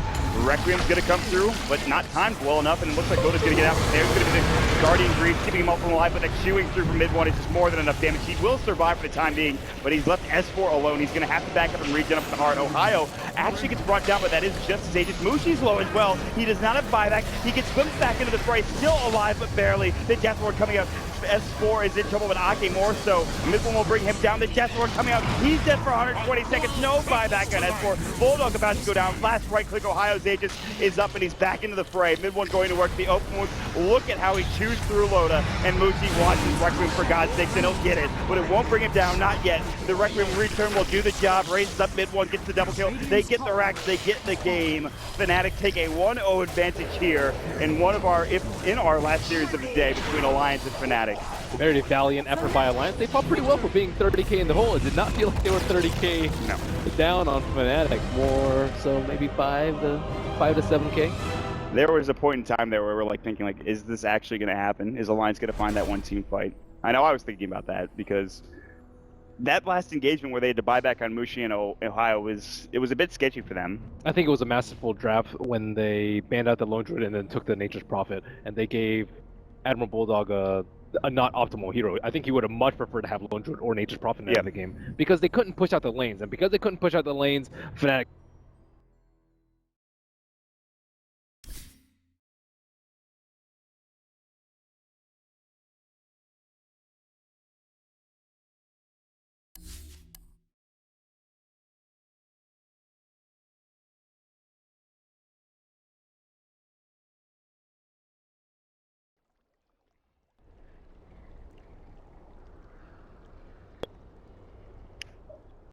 Nate, yeah, I guess Nature's probably not with my heart. Seconds remaining. Black. I choose alliance if Bulldog goes for BKB and Mjolnir to kill the egg. You can't go that. You're going to go one way or the other. You can't go. Okay, Look, Black, he will go BKB. Trust me, he'll go BKB. And Mjolnir too? Ride or die. He'll get BKB like in his first. BKB Mjolnir in his first three I trust core him. I go for alliance. Ride or die with gods. I ride or die with Black. So. Fine, okay. There we go. The thoughts of the analyst as Fnatic go for a fairly risky draft with two very down on par heroes right now. Phoenix with 33% win rate and Puck with 22%. Can they pull off it against the odds and win 2-0? Let's find out as we head back to the commentary desk. Prepare for battle. Thank you so much, guys. Welcome back into our last series of the day for Group C, and potentially our last game of the day. Fnatic now up 1-0 against Alliance here in this best-of-3 series, and a lot is at stake. We'll get into the game in just a second. My name is Mott. With me, of course, is Merlini. Let's jump right in.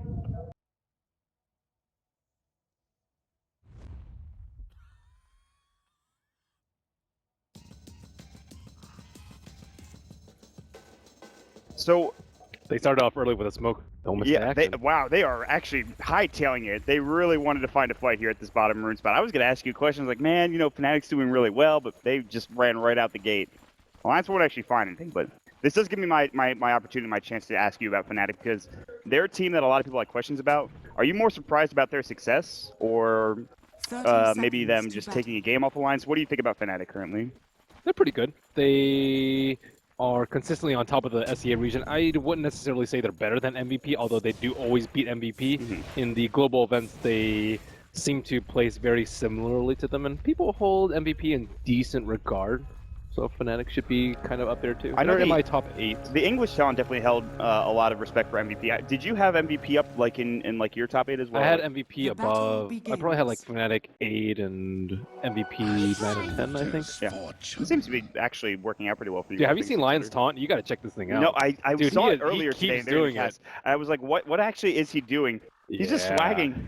That's just he's just the cloudiest thing. You got to get down there in the first person view. Yeah, yeah. It's the simple things, man. It is. It's the simple things that make us laugh. Well, get your compendium if you want that taunt of your own. That thing is sweet. Yeah, he's swagging. You should do that over someone's body after you impale finger to them. That would. Etude's gonna pick up that hero and just play it solely so he can do that taunt every game. Oh, God. That's a good one. Well, Alliance not fully committing to the aggro try. They do have 2 heroes down here. That was really successful when they did have that Slardar, Dazzle, Rubick. If they get the Slardar, which was a comfort pick, that might be what they were missing in the last game with the... We talked a lot about the Centaur, and that being a big issue for Alliance in the last game. But this game, Fnatic actually expect the aggro try, and they throw the Slark up top because they want to ensure that he has farm. It's okay if the Batrider gets sacked. He usually gets sacked anyways because he's an offlaner. Mushi is taking a lot of damage here mid. S4 successfully hit 2 Split Earths, and Mushi just missed his orb, I'm pretty sure. So that's not... I mean, he's still CSing fine, but Mushi is taking a lot of harass, having to use a bit of his tangos. The Dire Courier is going to get sniped from the backside. The Phoenix, you saw it come in on the other screen. That was just, that's crucial. S4, he will not have his bottle for a period of time. And they're even going to come in with a Sunray to harass him. S4's like, can you leave me alone, please? I have a salve. I do not want to have to use it. So 3-4-3 gets the job done and gets his team some extra gold, not to mention just a bit of a nuisance for S4 in that mid lane. And this aggro dual lane isn't working out terribly well for them. Rubick will head to the mid as MidOne gets engaged on. Yeah. He's going to take a bit of damage. He has the salve to regen back up. He should be fine.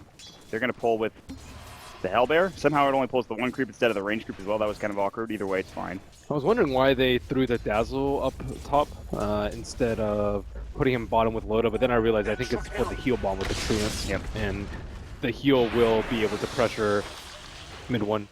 DJ and Akke are going toe-to-toe. DJ's like, I don't want to be able to try to win that land fight, but here comes the Sunray from the low ground. Akke is taking a bit of damage. If DJ gets off another Earthspike, he might get the kill. He hits it, but no, I don't think they'll have the damage here. DJ will just harass him back, but the Treants are coming through. A couple more right clicks. Mushi is rotated with a haster, and he wants his first blood. The Treants can't quite get there. He's got 25 HP. Illusion of Akke is salved up. He's going to jump back through. Mushi makes a marathon run from mid back to top, and then the Fade Bolt from EGM to snipe it, easily getting him up to level 2, as well as a bit of gold going the way of EGM. And Mushi just walks right back, man. He's like, well, I tried my best. Now he's going to have to jaunt through the mid lane. Telekinesis can't make it. Split Earth, no, he gets out just in time. The jaunt was just there. He is able to avoid the Split Earth. Nicely done for Mushi. Again, great early game rotation coming out from EGM, realizing that his services aren't needed in bottom, they aren't needed in mid, and picking out that Lion for an easy first blood. They also have superior vision in the area with the rune. Oh, Mushi. Edict? He's going to have to jump back. Yeah, he needed to avoid that Fade Bolt. Telekinesis wasn't there. He phase shifted it. You saw the animation going for EGM. He had the grasp, and then he couldn't quite get the animation because the phase shift was there. Oh, that is sick. The Rubick cast point on that is near instantaneous. Yeah, I saw the fingers go up. I'm like, that's not good. But no, he stayed alive. That would have been into a Fade Bolt and probably a death. So Mushi he's stretching the dexterity of this hero to its limits right now with 14 CS. He avoids 2 ganks essentially. So that's just some flashy play from Mushi that we should come to expect at this point. This guy's been around for a while. He knows his Dota. MidOne isn't able to farm up top. He had to leap down the cliff and maybe expecting a lane swap at some point. Loda going in on Ohaiyo. He'll do some damage to Swing Crush and needs about 2 more right clicks to the Sunray off with the Tango on top of it. So he will keep him up and alive, and Ohaiyo is just going to sit back for the time being. Mushi is again caught out by S4.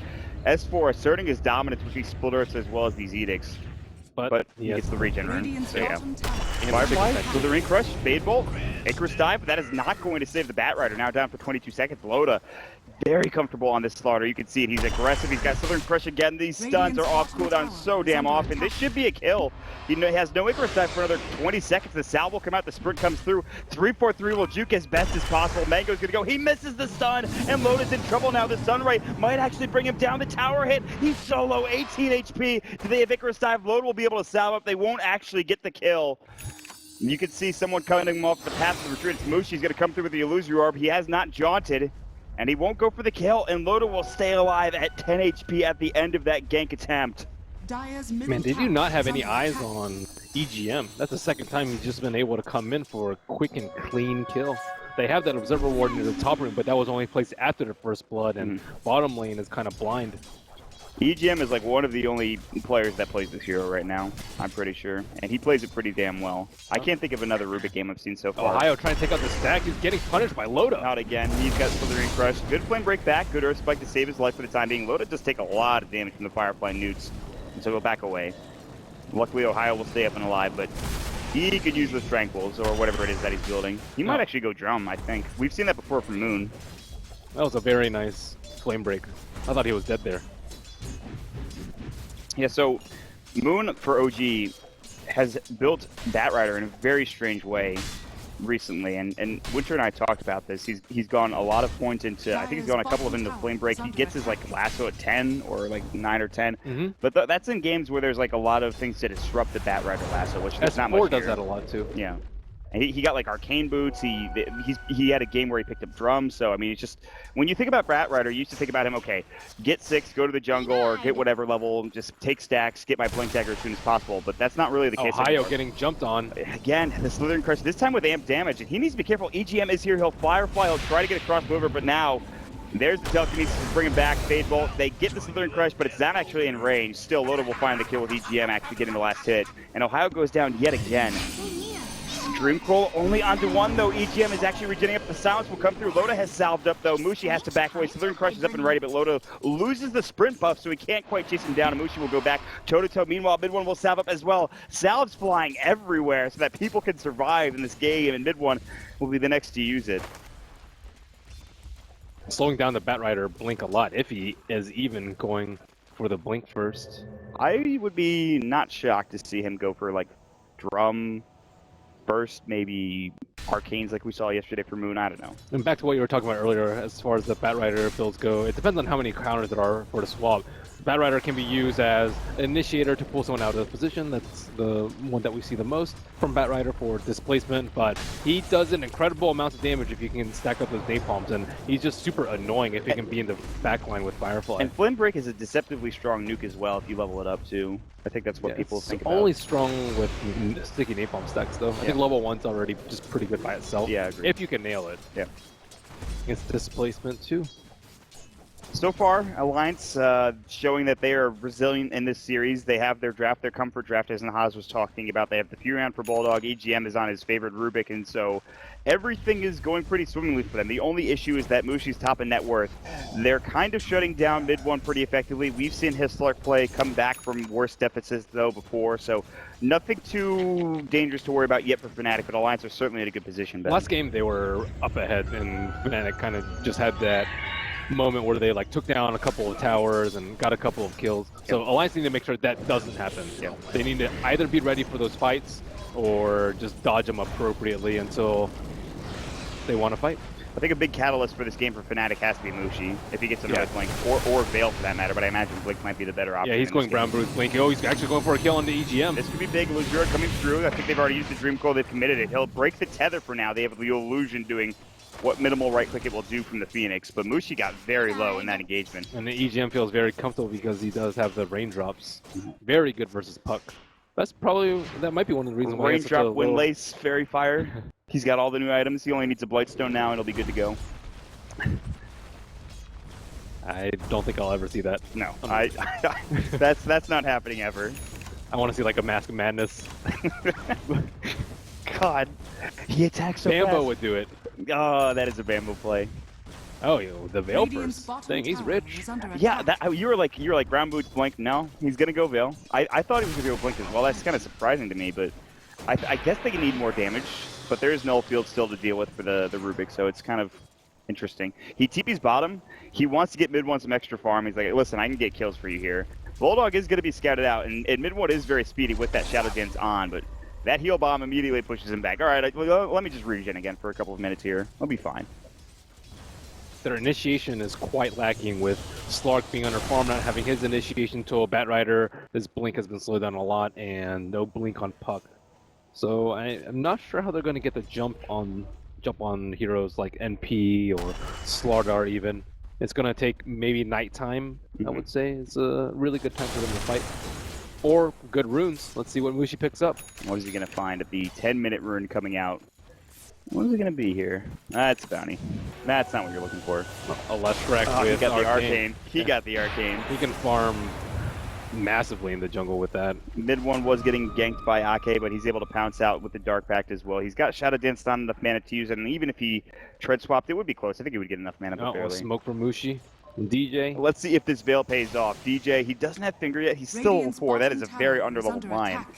They didn't give him room to farm in terms of experience, but they're going to try to find Loda. And Ohio's up here. I think he doesn't have Lasso, but he could slow him down with a Sticky Napalm. 2 stacks up now, 3. Loda should notice that something's happening here. Dream Coil comes out. They have the Earth Spike. They'll pop it off. The Veil's on top of it as well. And Loda sticks up for the time being. He's got EGM to help him out. There's the Hex coming through. They have 5 Sticky Napalm stacks. The Slurry Crush. Ohio in trouble. They'll turn it around. It'll be a 1-for-1 at the very least. Veil was still in attack. EGM's still going to get chased down. Other side of the map, Akke will fall. Goes down to the Slark. The Fade Bolt comes through. The damage reduction is there. They thought about TPing in Bulldog, but Mushi and DJ will back up together to lose your orb out if they need to. So that fight does go the way of Fnatic because they get the kill on Akke on the other side of the map as well. But they also bring down Loda, which is very important. They get more farm onto Mushi.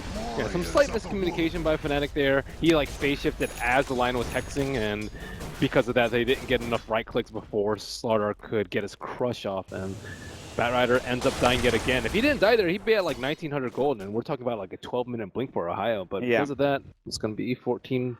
I mean, perhaps. and he should be going, I think, Blink at this point. You have the Windlace, you have the Ring of Regen, you might think, okay, it's Grom, but no. It just poses so many problems for Leshrac. Yeah. They don't have the defensive tools to deal with They don't have Leshrac. the swap, they have no, Glimpse back. There's nothing they can do really other than maybe a telekinesis to that's it. to dissuade them. Grave, but Grave, he will die afterwards. Yeah, Firefly, Sticky Napalm, you're gonna die. Flame Break. Another smoke coming out. Alliance in the meantime are they're going to be taking down this tower, and they might be successful in doing so. Loda and Akke were smoked, and Mushi's going to walk right in. He gets the amp damage. Silence comes out nicely timed, because Loda was not able to get the crush off because of it. They'll take down the tower, but MidOne has been scouted out, and that is more important than anything else for Alliance. Even more important than that Tier 1 tower. Bring down that Slark, get the kill for the Leshrac, the Pulse Nova, the Edict, he melts instantly. There's a lot of damage that goes through Shadow Dance. He got heal bombed too, I think, at the same time. Not great. Loda's going to stay a little too long. The Dream Coil will come out. Finger. They have the Hex. They didn't have the mana for it. He had the mana drain. That was actually pretty close for him to TP away. I was thinking, where's the Hex? Where's the Earth Spike? He didn't have the mana. That's the Veil paying off. Half a second from, Veilfinger, Radiant's middle tower you're probably is going to under die. I don't attack. think he'd sprint on. If he did, he They would have have just a died instantly. really good ward in that mid area. It's only a matter of time before Slark perhaps scouts it out, though. S4 with an invisibility rune, looking for an easy kill. Mid Someone one. farming that newts. Mid-one's going to walk right into it Oh, here. they have a sentry in the back. They did have that observer. S4 is going to walk right into the center. The Icarus dive comes out, but now the Hex comes through from EGM that he had stole earlier. They missed the pounce up. There's a Dark Pack Supernova goes off, and S4 is going to try to hit this. But the last one from Ohio, can they bring it down? They will. But Akke as well as S4 solo, they get the grave off. MidOne trying to do the best that he can. EGM is going down low. Akke TP's out in time. It's 1-for-1 now, 2-for-1. I think they got a kill off there at the end there with, of course, Bulldog going down for 33 seconds on that Nature's Prophet. MidOne does the majority of the damage in that engagement. And so, yes, they lose the Phoenix, but that is still a great engagement coming out from Fnatic once more. That's a great hex from Rubick as he was Icarus diving, but they didn't have enough stun to follow up. They killed the egg, but S4 had to stand there a really long time just right-clicking the egg. That is not your ideal hero. He stood there, he got 2 right clicks off them last stood, and then EGM had to finish it off, or it was Akke, I can't remember, but... Yeah, Ohio kind of missed his flame break over there. Maybe he could have helped out the Phoenix's Supernova if he had pushed the Rubick away. The more I think about it, this is a terrible Supernova game. It's 4 ranged heroes, all attacking pretty speedily with good range. It's not that great. If they pop a drums, yes. Which AdmiralBulldog already has. I mean, level 1 Supernova, you're going to kill like almost any time if it's in a bad position. So it's really, it comes down to positioning. And the biggest thing was, like you said, the first stop got canceled, so he couldn't go back to the, towards that tier 2 tower. But they do have a lot of tools to stop them from attacking. I think Puck Dream Coil is pretty good. Lion with his multiple disables and Flame Break. Yeah. They've got something going. They're going to be looking for EGM. The Dream Coil comes out with the Sun Ray, and EGM will fall to the last right click from Mushi. And they're just getting outplayed in this phase. This is almost the exact same time that Fnatic took advantage of Alliance last game. Lasso onto Akke too. Flame Break and rather Firefly not pulling him up to the cliff, sadly, so they won't be able to bring him back. TPs are coming through though. That's going to be... They throw up the Treant. They want to go into the tower. Edict's going to come out as well. S4 wants to push in. They have 2 sets of Treants. One's about to go down. The other one's going to push into the tower. So they're trying to fight without the Rubick up here. This could be devastating. And the build on 2 of them as well. They need to be very careful. Loda as well as S4 will die very quickly with the Veil on top. But they're going to back. And Alliance get the tower. Yeah, I mean, that's the biggest problem, right? This feels exactly like last game where they had this small, maybe decent advantage going into maybe the 12 to 15 minute mark, and then they just start losing a couple of engagements. They lose a tower or 2, and then that becomes a big problem. They still have top 2 in net worth for Alliance. Again, no cause for big concern yet. But the biggest problem, I think, for me is Loda's died a lot. Like, he's looking for... He has a blink now, which is good. That's kind of all you need to be effective on a Slardar, but he'd like to have more, I think. MidOne walking into the Observer Ward. Let's see if they try and pick him up. Yeah, he does have a blink instead of fully committing for the Vanguard. I like this a lot, especially considering what happened last game when he was Centaur and they lacked the mid-game jump to make any sort of plays, and now they have the initiative to take the fight to Fnatic. Finger comes out. I think the Veil was on top of Akke as well. Yeah, you lose Europe just to make sure the job was done, but DJ is actually going to blast him down. And did he do the taunt? I don't know. I didn't see. I don't think he did. I don't think he did either. He's not going to do that in the game. Well, I say that, but who knows? Oh, maybe they'll find S4. It is daytime, and they can scout him out with a smoke before. Lasso. Oh, Mushi did pop. Dream Coil, they don't need it. He's just waiting, rips him with a Veil, and the Illusory Orb, and just chops him down within seconds. Dead in the dirt. Well, who needs a lasso to kill Leshrac? No. And they're still smoked up. They're like, yeah, come top. I'm sure that'll work out well for you guys. Fnatic are starting to take over this game, and Mushi in particular as well. Like, it's been Mushi +1 finding kills day, or, minute after minute, essentially. Mushi has been so proactive in this game. As soon as he farmed his Veil, bam, just constant smokes, and constantly just messing with Alliance's course. Fnatic look really good. And not to say Alliance are in a bad spot or they look poor. And now they have another initiation tool. MidOne finally done farming. He does have his complete Shadow Blade. It's the Shadow Blade into Echo Saber into Silver Edge, which I was telling you about. I mean, that is his build, and it's the build for a lot of Slarks, I think, in particular. But when you're behind, Smoke Road. That's exactly what Alliance They have amp damage, they have Edicts, they have Treants. This is not a bad idea, and it certainly should work out for them. And they might trade their Tier 1 tower away for it. I don't think so. I think the Tier 1 tower is actually going to stay alive. It's at half HP currently. And yeah, this is going to be roast for Alliance. And there's no way Fnatic can test it. They don't know what's happening right now. They have okay vision, so... Now Fnatic have so many threats. Not only do they have the Shadow Blade on the Slark, on top of that they have the Blink already on Lion. DJ is farmed. Well, Yeah. that's the thing. He's been with Mushi the entire time. He's like, all right, I'll come with you. If you need me to press my R button, I can do that. But usually you don't need that. And they have the BOTs on the Batrider. And Loda's going to get caught slithering crush, getting faked. He's got it now. Dark Pack came through, but the Sunray might be able to finish him off, especially with the sprint on top of that. Good shadow wave, but the Grave is not there. Last one to Bulldog as well. He's too far up. The Pounce connects as well. 2 dead already in this fight, and they get the supernova off. S4 is about to lose his Aegis if he's not careful. He'll have to back away. EGM, Mushi drops down the coil, blocks the path of retreat, pops the waiting rift. See you later. 3 dead. Double kill for MidOne. Fnatic again rolling at this like critical 15 to 20 minute juncture, Ben. Just too many things for Alliance to worry about. All these Blink initiations, the Slark, the team fight coming up from the Puck and the Phoenix, the Magic Burst from the Puck. Like they just really can't fight. They have a Blink, but Leshrac still needs a couple more items to feel nice and tanky. Slardar needs BKB or like a Vanguard or a Hood. They're trying to take a fight before this T1 falls. S4 approaches in the back. Oh, he misses the crush. It's actually Mushi that dodges it with the phase shift, and now Mushi getting low, but not dead yet. GG trying to keep it out. It looks like they're in trouble. The splitters will come through. They'll take down not 1, but 2. MidOne trying to keep you away as well, but he gets telekinesis in the last second by EGM. 3 dead. Alliance finally turning around. Sure, they lose that tier 1 tower in the process, but finally they get something going after the past 5 minutes of really nothing happening for them. Yeah, that was a great positioning by S4. I see him and Miracle do this quite often. They're in this just like absurd spot where the opposing team would never think that they're hiding. When he walked down, I'm like, what is he doing? That doesn't seem like, oh, okay, he's going to kill all of them now. That's kind of what happened over the course of that engagement. Now he had his Bloodstone, he had his Aegis, and that gets him up to 15 Bloodstone charges for those 3 kills. They're pushing down the tier 2 tower. So suddenly, it's starting to turn back in their favor. The net worth graph, if you look at it, I think it's dipping back down towards that 2,500 mark instead of 5,000 for Fnatic. And so we're getting close to even. At Alliance, they have Bulldog. You can never count out the split push, the rat, if you will, from the Nature's Prophet that is Bulldog. He hasn't had the best game, but he's got Midas, so late game potential's there. He's got 3,500 gold, Ben. And they talked about it on the panel. They said BKB and they said Mjolnir. Hold that thought. Mushi comes in. Telekinesis, Dream Coal stolen though. I think they only got into Mushi. I'm not sure they hit it on anybody, but Loda jumps in. Mushi about to fall again. The Edict and Pulse over S4, but Loda's stunned to set it all up, and now DJ, he drops the ward down, knowing that he'll inevitably die in this chase more than likely. He does have Blink Dagger. Loda has his. DJ waiting for the blink from Loda. He actually just goes right now and gets into the river and gets out in time. He will not inevitably die. Loda blinks forward, but now the Earth Spike comes out. DJ won't turn his attention, look for a finger. He doesn't have the mana for it either. That'll be the end of it.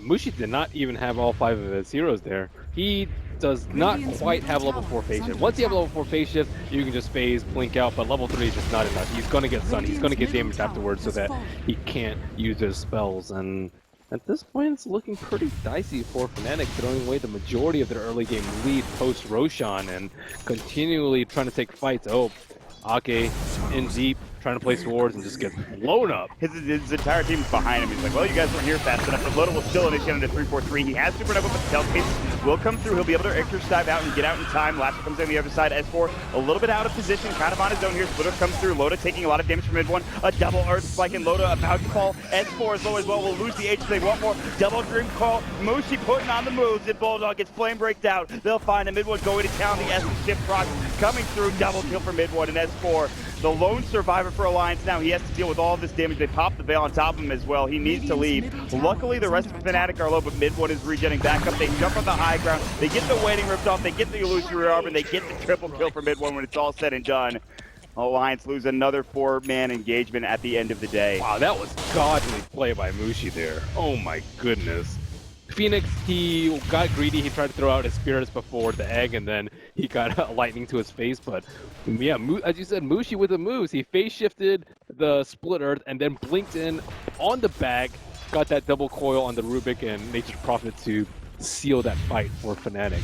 That was crazy good. Like, it feels like 1 step forward, 2 steps back for Alliance in this situation. Yeah, they're always in so deep. Even this is kind of very similar to where we saw things start to go poorly for Alliance when S4 had that invisibility rune on Leshrac. God, Mushi just like illusory orb and jumps from half the world away, and he's like, oh, I found S4, okay.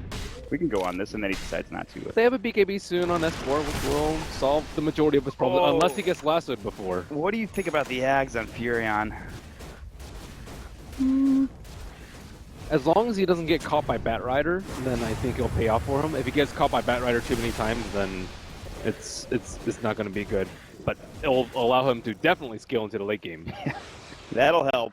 It'll help keep the waves pushed out too. Fnatic are going to be patient bottom, like, all right, Bulldog's going to TP bottom. We're going to find a kill. No problem. He might, but I don't think so. And Ohaiyo will show himself, so he definitely won't. It'll change the pace of the game a lot once he gets Ags, or well, he does have Ags. It'll change the pace of the game a lot because it's a Fnatic making aggressive maneuvers onto Alliance, but if they can keep their lanes pushed out with the Ags, then they'll have the threat of a blinking Slardar on whomever is pushing out the lanes. And then this allows Alliance to be on the offensive instead of constantly on the defensive. I mean, for how many fights Alliance have lost, they still have pretty good net worth, all things considered. You have Bulldog who's top. S4 is not that far behind. The biggest issue is Loda, and he's going to have a BKB soon. With the BKB, they have this window where I don't think the Slark does enough damage, especially through BKB. There's a scan. They're looking for the target of their smoking, but Alliance Mushi would whiff be on the huge. scan. Oh my, it was half a second away, maybe half a meter away. They actually saw the illusion orb though, but DJ will be first contact. He blinks out, Loda blinks almost on top of him, but DJ was able to blink a little bit further away. Then the Earth Spike comes out. Dream Coil onto 3, but Mushi's like, I just need to get out, at least for now, but here comes the reinforcements. Fnatic looking to go back into Supernova on top. S4 lassoed up, he does get the BKB off. Good counter initiative with the stun from Loda. Doing some work, Ohaiyo should fall, but the stun covers his retreat, and he gets out. Mushi's low, one more right click away will do the job, but he's actually going to go down in the end. It's going to be the Pulse Nova from S4 that does the job, and they will only lose Akke for Alliance. That could have been much, much worse for Alliance's squad, but they actually get a pretty big kill in Mushi going down there. I think Mushi was stuck in one of those situations where like, man, I can get a 4-man coil right here. But it didn't give them enough time to check the BKB on the Leshrac, and Ohaiyo went in kind of after he BKB, maybe 1 second too late, but that's ideally who you want to lasso if he doesn't have the BKB. Yep. But they didn't notice in time, and they got punished for it. Yeah, as you said, it was quite lucky that they only lost the puck in that engagement. Yeah, Fnatic could have really... That initiation, I mean, it was actually, you said it was almost a 4-man coil for Mushi, but they were a little bit too far. They were kind of in the process of rotating over to join that fight. It's one of those knee-jerk reactions, though, as a player, when you see such a perfect... You know, sometimes you see Enigmas get like 4 or 5 heroes in the black hole, but then there's no one around. You want to go on that, and then you want to have that perfect initiation, but then you're like, my team is not here. And even like in a pro game especially, it's like if you're half a second too early or half a second too late, it makes all the difference in the world. But... Yeah, I think they should have just disengaged because they were smoked, and Chrissy did blink out in time. There's the Maelstrom done, which was one of the items that they predicted on the panel, but not quite the itemization they thought earlier. They went for they said, okay, first 3 items include Maelstrom BKB, 2 of those, but in fact it is Maelstrom Midas Aghanims.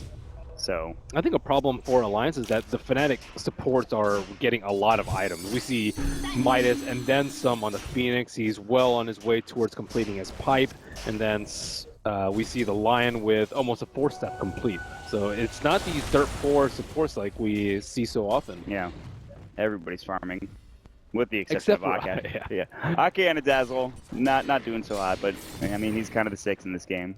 EGM's done well. You know, he's got some good farm for himself. So Alliance hoping for the Fnatic luck with the 8-minute respawn. Instead, it will be 10. They can do it very, very quickly. Dazzle does have a medallion for his troubles. Man, when it comes to Alliance, they're like, you guys had 8-minute respawns all last game. No, you guys, Fnatic, you get all the lucky respawns. We get nothing. 10-minute respawns. It's not that long, but...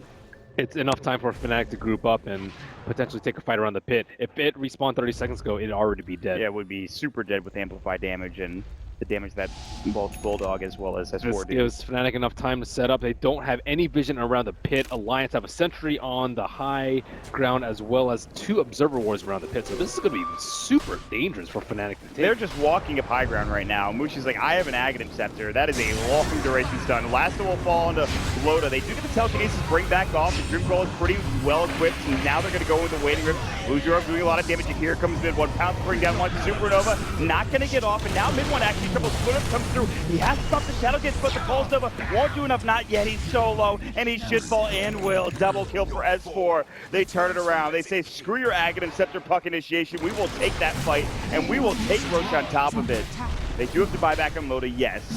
So two sick things from that fight. First was Batrider getting that lasso. That was a hard lasso hit. He had to like blink up into the high ground, and he did not have that much time to identify the Slark. They did not have vision, or so I believe. And of course, a really quick telekinesis by Rubick to counter initiate that. And on top of that, they had the stun on Puck as he blinked in. Like he blinked into coil, and then he got hit by stun immediately. Then he face shifted, and then got his array of spells off. But not before a lot of damage was done. Well, that is that's a bit unfortunate for Fnatic, and that's a huge engagement for Alliance. This is going to give them the confidence they need to push forward and take down the Tier 2 tower. We were talking about that hump they needed to get over the first 15 to 20 minutes where they started to lose tower and fight after fight, but they responded very well. They needed to get over the hump where S4 was really vulnerable. But now with BKB, Yules, 15 Bloodstone charges, and Aegis, he is no longer vulnerable. He can go in there without fear in the fights.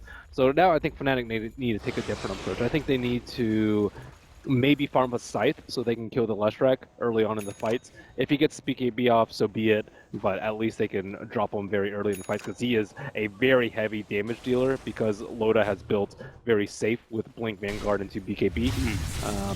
Another thing they need to do is kill the Nature's Prophet because he is farming a lot, but they don't really have good tools to kill him. Maybe Slark, but Slark can't venture on that side of the map. Buy a full Hurricane Pike, no problem there.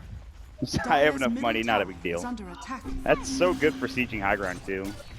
It's what a lot of people, why you see it on Drought Range a lot of the time, and I've seen it in a couple of Furion games. I can't remember who was playing with. I don't think it was Bulldog though, but I've seen multiple. It might have actually been Bulldog. I've seen multiple Hurricane Pikes come out though from Furions. Although that was back when Furion was picked a lot in the last couple of weeks. But they'll take down the Tier 2, and that's it. The last outer tower. Fnatic are probably going to be forced back to defend. They do not have enough push to be able to contest this. With Edict from S4, giant amount of Treants coming out because you have an Aghanim Scepter. S4 will have to take some Sunray damage, but the Edict's going to go through.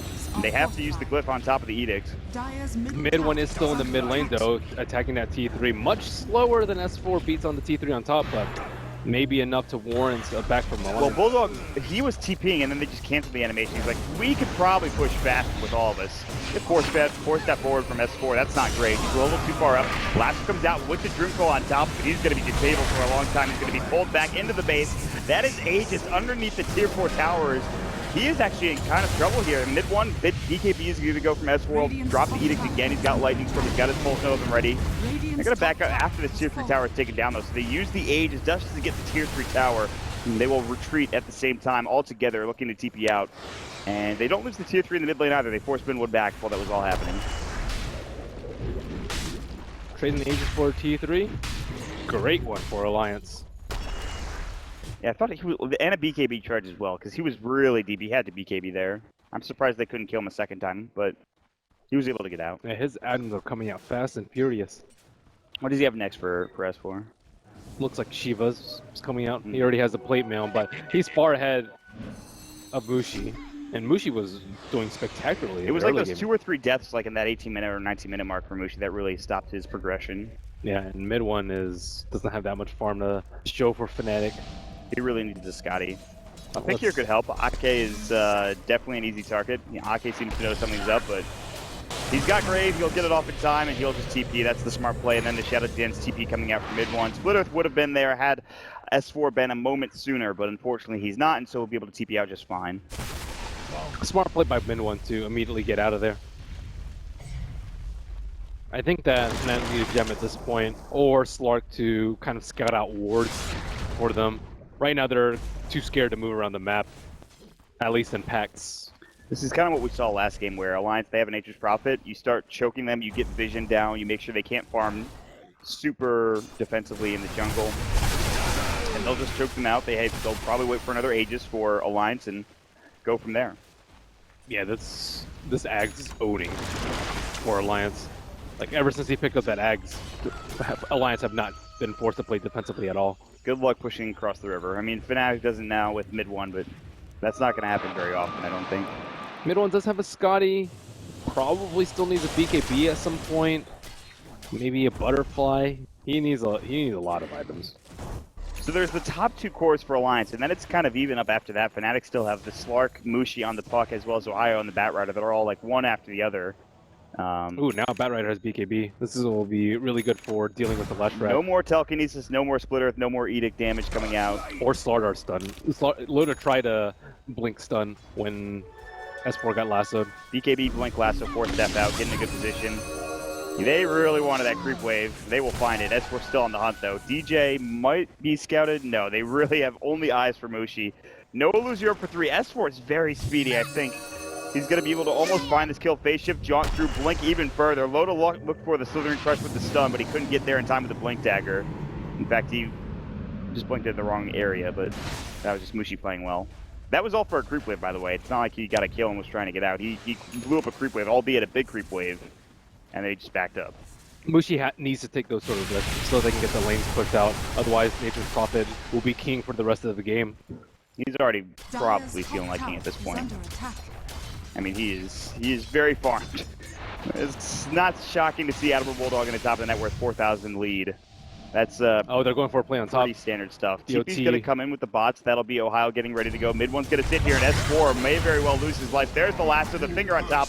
No BKB. He will be only dead for 26 seconds, but it's still a kill that matters hugely for Fnatic. Gotta respect the BOTs. That was a really quick, clean, and crisply executed gank by Fnatic. Get in, get out, get the job done. Yeah, that's really good for them, because now S4 has to think twice about pushing out the lanes, and they don't want to just use Treant to push out the lanes. They want to push out aggressively with their cores, so they can take down Roshan very, very safely. And still a couple minutes at least until the Roshan respawn.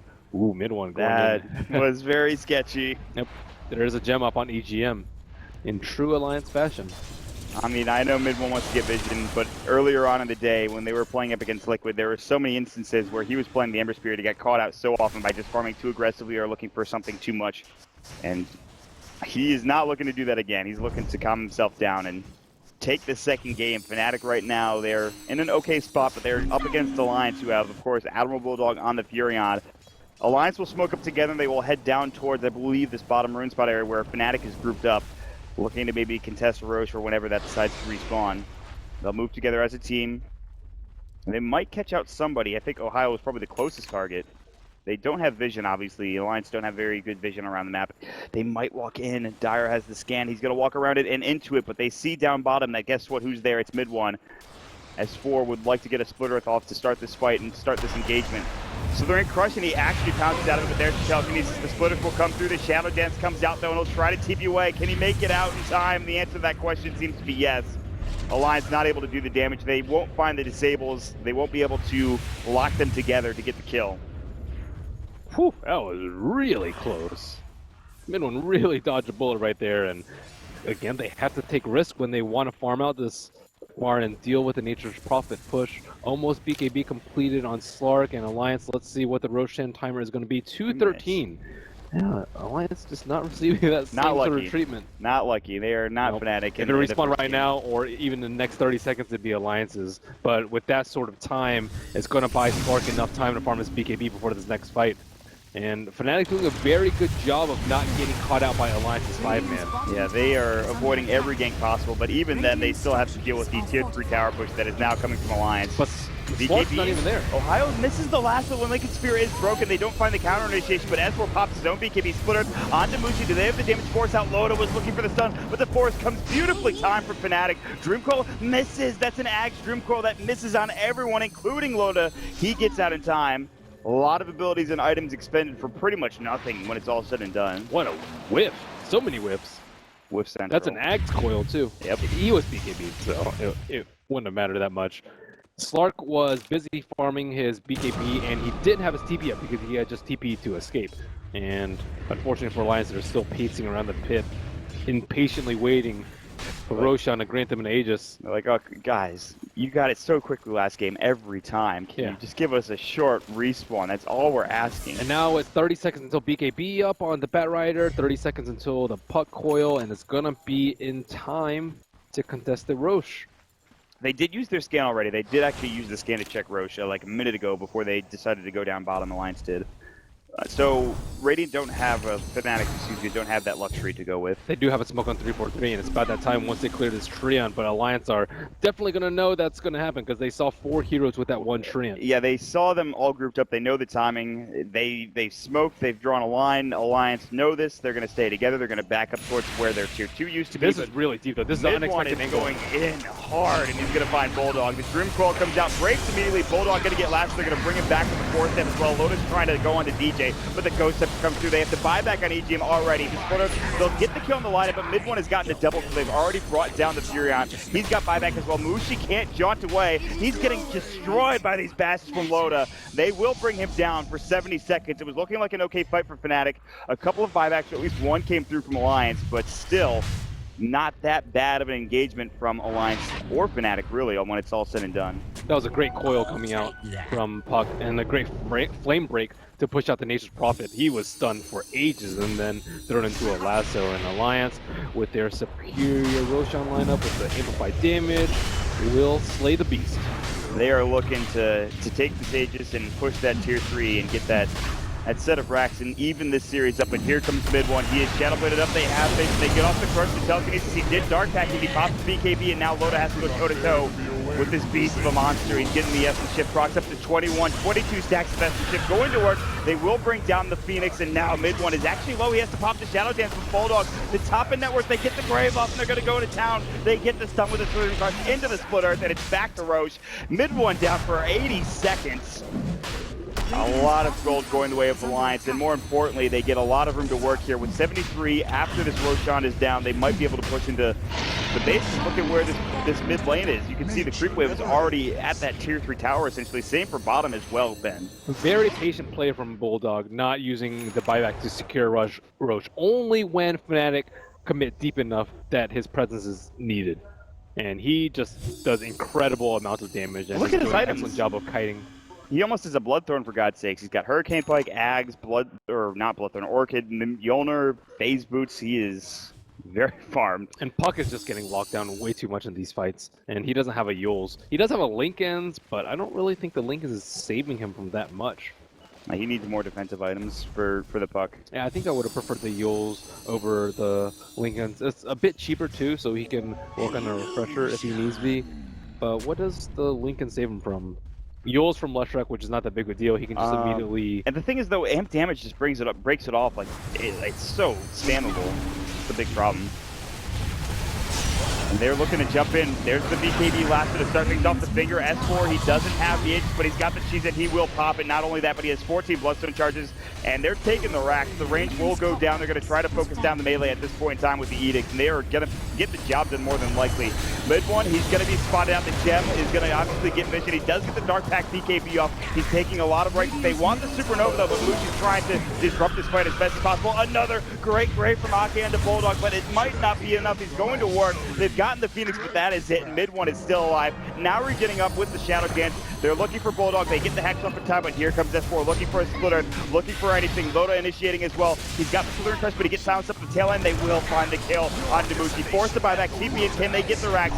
Loda getting brought down. MidOne's back into the fight full health. But the splitter, the Edict, the damage is real. And look at Bulldog's right click onto Ohaiyo. S4 gets the triple kill, dominating free. They get the full set of racks. They have to buy back on Ohaiyo and Phoenix. They're looking for some sort of initiation, but Bulldog TP's up before they get the Hex or Earthquake off. DJ did not have the mana, and S4 on the run. The horse galloping away. Mushi looking for the initiation, pops the BKB. Does he have green control? He does not, and they will get out in time.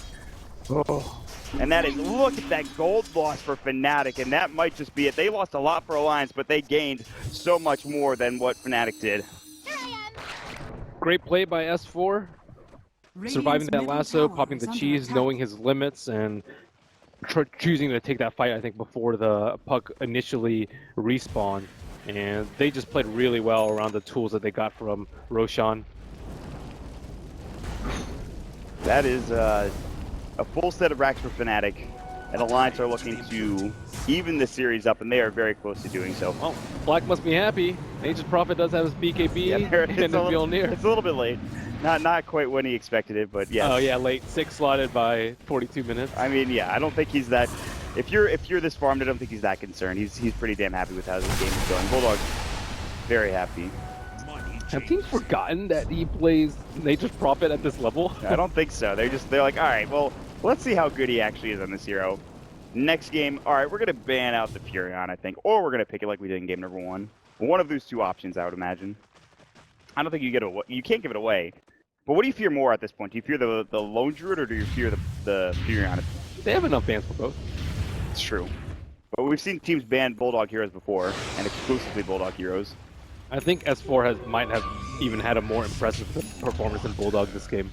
It's not easy to thrive on Leshrac in this situation. And he kind of came back too. Yeah, I think that Ohio's been not the best on the Batrider. It's really tough for him though. He needs to be able to get the Rubick in the fights, and if he doesn't, then he gets telekinesis immediately. It's another game where Puck is just not successful at the Manila Major. I think the stat was this like one. This 12. was just Puck dying too much though. I don't really think it was the hero's fault. Yeah, I agree. They have enough heroes to scale into the late game, but Slardar got pressured a lot. Their supports bet a decent amount early. S4 indeed. He's gonna get lasted again, but he gets the BKB off once more, so there's no damage, there's no follow-up. Ohio's gonna like try to TP out, gets bashed at the end for good measure from Loda. Now the Icarus dive canceled immediately by the Yule. Scepter 343 brought down a mega kill streak coming out from Alliance's S4, and they are just looking to end this. No buyback for either hero. Ohio dead for 83 seconds. He's your key initiator. Yeah, that has to be game. Radiant's bottom tower is under attack. That's the Bulldog. I didn't know there was a Furon taunt as well. This is everybody's styling in this game. DJ is probably not using his taunt right now though. Blinging out. Yeah, he's gonna just blink and look for the ear spike, but now he's getting turned on, and boy is he getting turned on. He's gonna get brought down immediately. EGM, they get the grave off. MidOne was looking for any sort of kill and he couldn't find it. But he does get off the Shadow Dance with BKB, but there's the crush. He does start picking it off, beautifully timed. Another double Earthquake coming out to stop any further aggression from Alliance. They will continue to pressure the racks, however, and go to town. The Edict is back up, ready to go in just a couple of moments, and Loda is just, they've got the weave on top of this already, too, which means they've got extra armor, and all they need to do is get this mid-racks and end the game, or try to. Akke is going to get destroyed, though. The Earthquake on top of the Dark Pact and Pounce damage is there. DJ lightly stormed up. There's the Orphan coming through, but he's going to go Scepter. Yule's up as well. The Splitter's on top, and DJ will fall. Now MidOne's getting focused down. The Slithering Crush from Loda, and that has got to be it. He's going to buy back, and he's going to be one of the few alive. Phoenix respawns. Alliance are diving and just looking for anything. They're saying GG out at this point. Do your best to try to fight it. Bulldog is taunting on top of MidOne. Mushi will jump in, waiting rip down to 2. EGM low, but he has a 4-staff ready if need be. He'll be able to get out in time. He stole the lasso on top of it, so he can go back in with the force. In fact, MidOne needs to be careful. EGM was looking for it. Couldn't quite find the initiations. The Pounce came through. And all that's missing for Alliance is that, of course, Tier 3 tower. They jump in with Ohio Fnatic. We're looking for a lasso. They get off the Supernova. They're already pretty far back. EGM gets the lasso, but then dies instantly thereafter. And S4, now he gets lassoed in turn. 2 lassos right in a row. This time S4 will fall, however. He is only dead for 26 seconds as he has plenty of Bloodstone charges. And the damage is already done, Ben. Yep, and they haven't taken down Nature's Prophet, and as such, their racks will eternally be under siege. Yeah, Ags, Nature's Prophet, not to mention 2 sets of racks down. Good luck. Yeah, you can't ever really doubt NP's item build. That was a mistake. Yeah. Or Bulldog's item build. Same thing. He knows how to play this hero. I don't think you can never question him. That was something that we've learned today. The supports on Alliance have been doing a really good job of protecting each other, and their positioning is just phenomenal in these fights. Like Akke should have died a lot more, I feel, than 7 times. Does he have 7? Yep. That's pretty good, all things considered. If you count his graves against his deaths, I'm sure the grave ratio is much higher. Yeah, and Aki's been on point with his graves, and even keeping up decently with his farm. We saw Chrissy with a very quick blink dagger, but kind of fallen off since then, and Dazzle has a Glimmer Cape and Solar Crest. So Fnatic, what do? I mean, you just kind of try to keep these waves pushed out, maybe find a pick or 2, but eventually the Lions are going to find another Roche. Or another pick with their chain stuns. They have everything going for them right now. They're going to have an Octarine pretty soon for the Leshrac, and that makes this game that much harder, 10 times harder, I think. You hope that you can last the... Like, let's say they do the same thing again, where they give Leshrac the cheese and Bulldog the Aegis. I don't think they'll give Bulldog Aegis because he's 6-slot at this point, but you want to lasso the cheese target and before he pops BKB. That's going to be really hard. But if they do it on Leshrac, he can just Bloodstone and just buy back and BOT in. Yeah. But that's kind of just the play you have to go for. If you use on the Aegis hero, you're almost certainly going to lose the fight. And the supports are just way too far back to initiate. So you got to look for one of those cores that thinks he's safe, but isn't really safe. I mean, you just have to hit one good engagement after the other. You have to get one good ability after the other for Fnatic. I mean, it requires so much for them to even come out even in a fight, let alone win the fight or even keep their base alive. I mean, yeah, they got the Shiva's Guard for the Phoenix now. 3-4-3 has not had necessarily the best game. And again, it's Phoenix having a pretty low win rate in this tournament again, somehow. But maybe teams to figure out how to play against said hero. It's kind of interesting. The meta has really evolved in the past, like, 2 days. And AdmiralBulldog, pretty vigilant about constantly sending Treants in the pit. There isn't one now, but there was just one a minute ago. Oh, look at that. Another super long respawn time for Alliance. Fnatic are the ones that get these short respawn times, as we have clearly dictated numerous times. There might not even be a fight there, though. Fnatic don't know that Roshan's not up. Oh, how's like blinking forward? He doesn't see anybody outside the pit. He doesn't see anybody running out to him from the pit. And he really just wanted that arcane rune, and then he just backed together. So. Yep, now you just wait for MP to do his thing, wait for Fnatic to show on the map, and then take Roche. EGM with the Axe Scepter, stick. Still Supernova, if you're in a good position, would be pretty nice. Ag Lasso's pretty good. Yeah. Ag Stream Coil is also the thing pretty is, good. I think he only has, what, a Force Staff? He doesn't have a Blink Dagger, so he doesn't have, like, the best... Force is good, but it's not the initiating tool that Blink Dagger is. Which is, you saw him miss a couple of engagements earlier, or a couple of telekinesis slash lassos earlier. Who cares? He's having a heck of a game. This is a giant creep wave. Luckily, Mushi has Veil of Discord. This is why Veil is so good on this hero right now. You just blow up creep waves almost instantly with your illusory of Waiting Rift with Veil on top of it. And MidOne preparing for the Megas already with a Maelstrom in his inventory, skipping the Moon Shard. They're trying to draw this one out. I don't blame them. They have some late game potential. They have the players to do this. I just feel like Bulldog and S4 are kind of too far ahead at this point. Eventually, Loda will get to that position as well. And there's that Octarine that I was talking about for S4. They can't ever push the lanes out far enough to the point where Alliance might get caught out. It's just way too safe for Alliance right now. They just push out all the lanes with NP, and if Fnatic aren't there pushing out the lanes, then they just group up. And sitting in the pit, waiting out that last 30 seconds, and they Fnatic are patiently waiting. But Alliance are going to finally make their way outside of the comfort area of the pit, then get lasted up on S4. This time there's no BKB, but still it doesn't matter because another great telekinesis comes out. MidOne has taken half of his HP in terms of damage, but he did pop the BKB in the Shadow Dance. They've lost the line. Icarus Staff is going to come through with a Supernova right on top, doing a decent amount of damage. Dreamcoil has stopped the damage onto the Supernova. He might actually get this off, but no. The last right click comes through at just the right time, and Bulldog will find a double kill. No buyback coming out from MidOne, and Mushi gets stunned up there. You can see S4 coming through with his splitter to get the job done. Mushi has to buy back with a full 5-man wipe from Fnatic. And Alliance are just looking to put the finishing touches on this game. They are forcing the buyback out for Mushi. There's only a buyback for Ohaiyo, and that is all they've got left in the tank to defend this Rax with. But I'm pretty sure, Ben, that this is going to be Megas and probably the game. Will they have the bad luck of the taunters, though? And Bulldog has just been spamming that thing non-stop. Not scared of the curse. Yeah. I don't know if he knew DJ was spamming it or if he saw it earlier on in the game or just wants to be... He's just excited. Yeah, he's pretty happy they're winning this game. They get off the Bloodthorn onto Mushi, who would get pushed back. They didn't get the dashes from S4 after the Slithering Crush. But now with the Tier 4s going down, it looks inevitable that this game should end in favor of Alliance. They do get off the last one to S4. They'll pull him back, but not into the well just yet. Splitter hits onto 2 nicely. They get the Edict off as well as the Pulse Nova. They blow up 1. That is, of course, Ohaiyo going down for 100 seconds. DJ gets forced forward rather on his own and gets the kill onto EGM, but he gets Splitters down as the Ghost Scepter is only going to amplify said damage. And there it is, Alliance. They will take game number 2. Even the series up, we're going to head to game number 3, and we will see who comes out on top. And that was a great game, though, all things considered.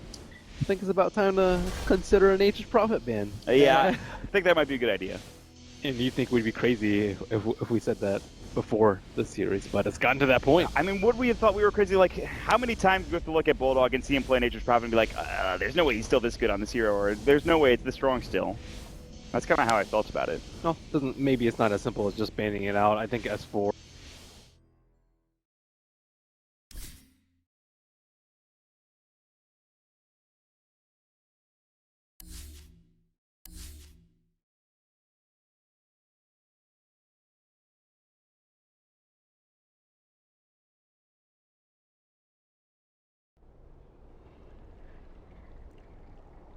Reserve time. Reserve time. Reserve time. Reserve time.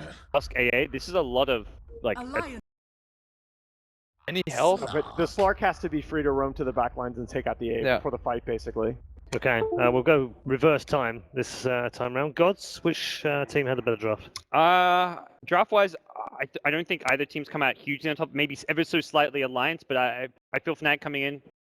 I thought they were slightly favored. I'm going to stick with it. I think Fnatic will take it. Black? We spoke a lot about mid and late game and high ground defense, and I think Fnatic definitely has the edge here when it comes to draft.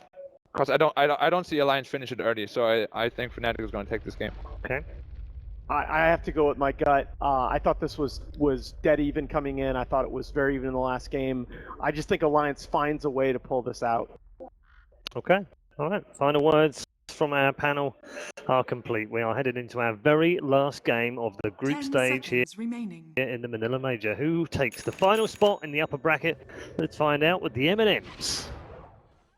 Thanks, guys, and welcome into our final game of the Manila Major group stages. We are here with Alliance versus, of course, Fnatic in game number 3. My name is Mon, of course, with me is Merlini. We're going to jump right into the game.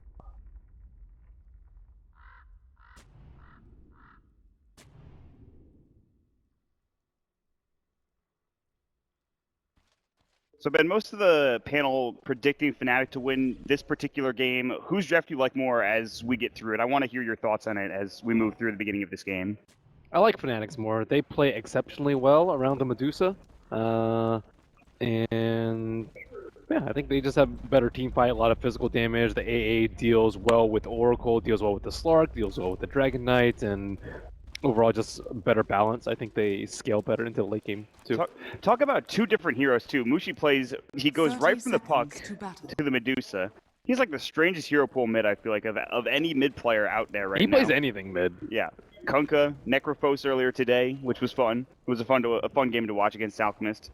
I mean, whatever works, man. And Fnatic, Mushi especially is known for just like picking whatever hero he wants, 3-4-3 drafting form and saying, okay, that's fine, we'll give this to you. I'm a bit concerned about the Tusk because it's not something we see that much anymore. He's still very strong, I think, in my opinion, but... I think it was banned earlier today against Liquid when there was a Disruptor pick and a DK pick. You can drag people out of the Static Storm in the Kinetic Field. You can save people who get Dragon-tailed. Overall, it's underrated, I would say. Yeah, and you heard the panel and what they were talking about. Fnatic's high ground defense is certainly potent if it gets to that stage of the game, but... Bulldog trying to drag the creeps around on top of both his Treants are going to die. Need one more right click to get the job done. It's so close. They just barely find it. So yeah, the creeps, they'll go back up. No creep wave pull coming out for Bulldog, sadly, so... MidOne is going to be aggro dual lane against, though, for the time being. Akke throwing up the they're aggroing this lane. That's very bold. Disruptor is super weak in an offensive lane. And you have Chilling Touch on top of that. They did just use it, though, so they were using it to kill a Treant, so they have to do that again now. And you can see just being annoying, being a nuisance, making sure DJ and 3-4-3 don't actually do anything. They need to take off his clarity. Gets his almost up anyways. It doesn't matter. Yeah, he's back up to full mana thereabouts. So... yeah, this is, like you said, it's very interesting to see them do this aggro dual lane top with the Furion. It's not something they do super often. I don't know if they'll keep, I think it's Akke up here on this Disruptor. They're not getting any XP, but there is a large wave coming in. MidOne did not do the best job of keeping that lane close to his tower. A lot of that was due to the Treant micro coming out from Bulldog, but sacking his Treants to the 2 support. And by the way, MidOne not having a really good series on Ember Streak. 2 games earlier today against Liquid, and he died 10 times in that first game. It was just not great. He needs a confidence booster here. A win would certainly go a long way, or just a good performance in general. They'd feel pretty good about that. But for Alliance, this is obviously a very veteran team. And we've talked about Bulldog. We thought about, okay, well, do they need to ban out the Furion? Clearly, Fnatic don't agree with that decision. They have to deal with the Bulldog Furion up in that top lane for the time being. And so far, it's a pretty good start for Alliance, all things considered. I wonder if Fnatic will have to worry about the Shadow Blade coming out from the Dragon Knight and Nice Prophet. If I'm not mistaken, this was the two heroes that caused Ember Spirit the most trouble. Yes. In that game, series. yeah, exactly. It was actually in that first game was those exact two heroes. The Nature's Prophet would TP in after the Dragon Tail would come out from Fotis, so MidOne's like getting flashbacks. He's like, all right, listen, I'm not going to farm aggressively and not going to get caught out. He's hopefully reaffirming himself and just saying, let's just play a little bit more back or a bit smarter. That's what the Tusk is for, though. They realized they needed to save, and that's not something that they had in their other game. Yeah, 3-4-3 could do a lot, but I don't know if he could do everything, though. That's the problem. Because he does pick up a double damage rune. Tusk can do everything, all man. Right. You say so. He's got Sigil, he's got Snowball, Ice Shards. What else do you need? Yeah. He has good vision, he has good scout, stuns. Yep. Anti-BKB. MidOne is running at Akke. I'm not sure if this is the right play. Bulldog as well is there, but he does a lot of damage. He's going to push them back. The Thunderstrike is there. Glimpse is level 1, but it's just Akke wasn't quite in range. He's going to use it anyways, but they only get 2 more right clicks off the Glimpse back anyway, so not that much damage going through. 3-4-3 going in deep, looking for that courier kill. It's 3 minutes now, and they've hasted it away. But the Ice Shards, they'll block S4 for the moment, but the damage isn't really there, and so this is only going to be kind of a nuisance. Like, okay, listen.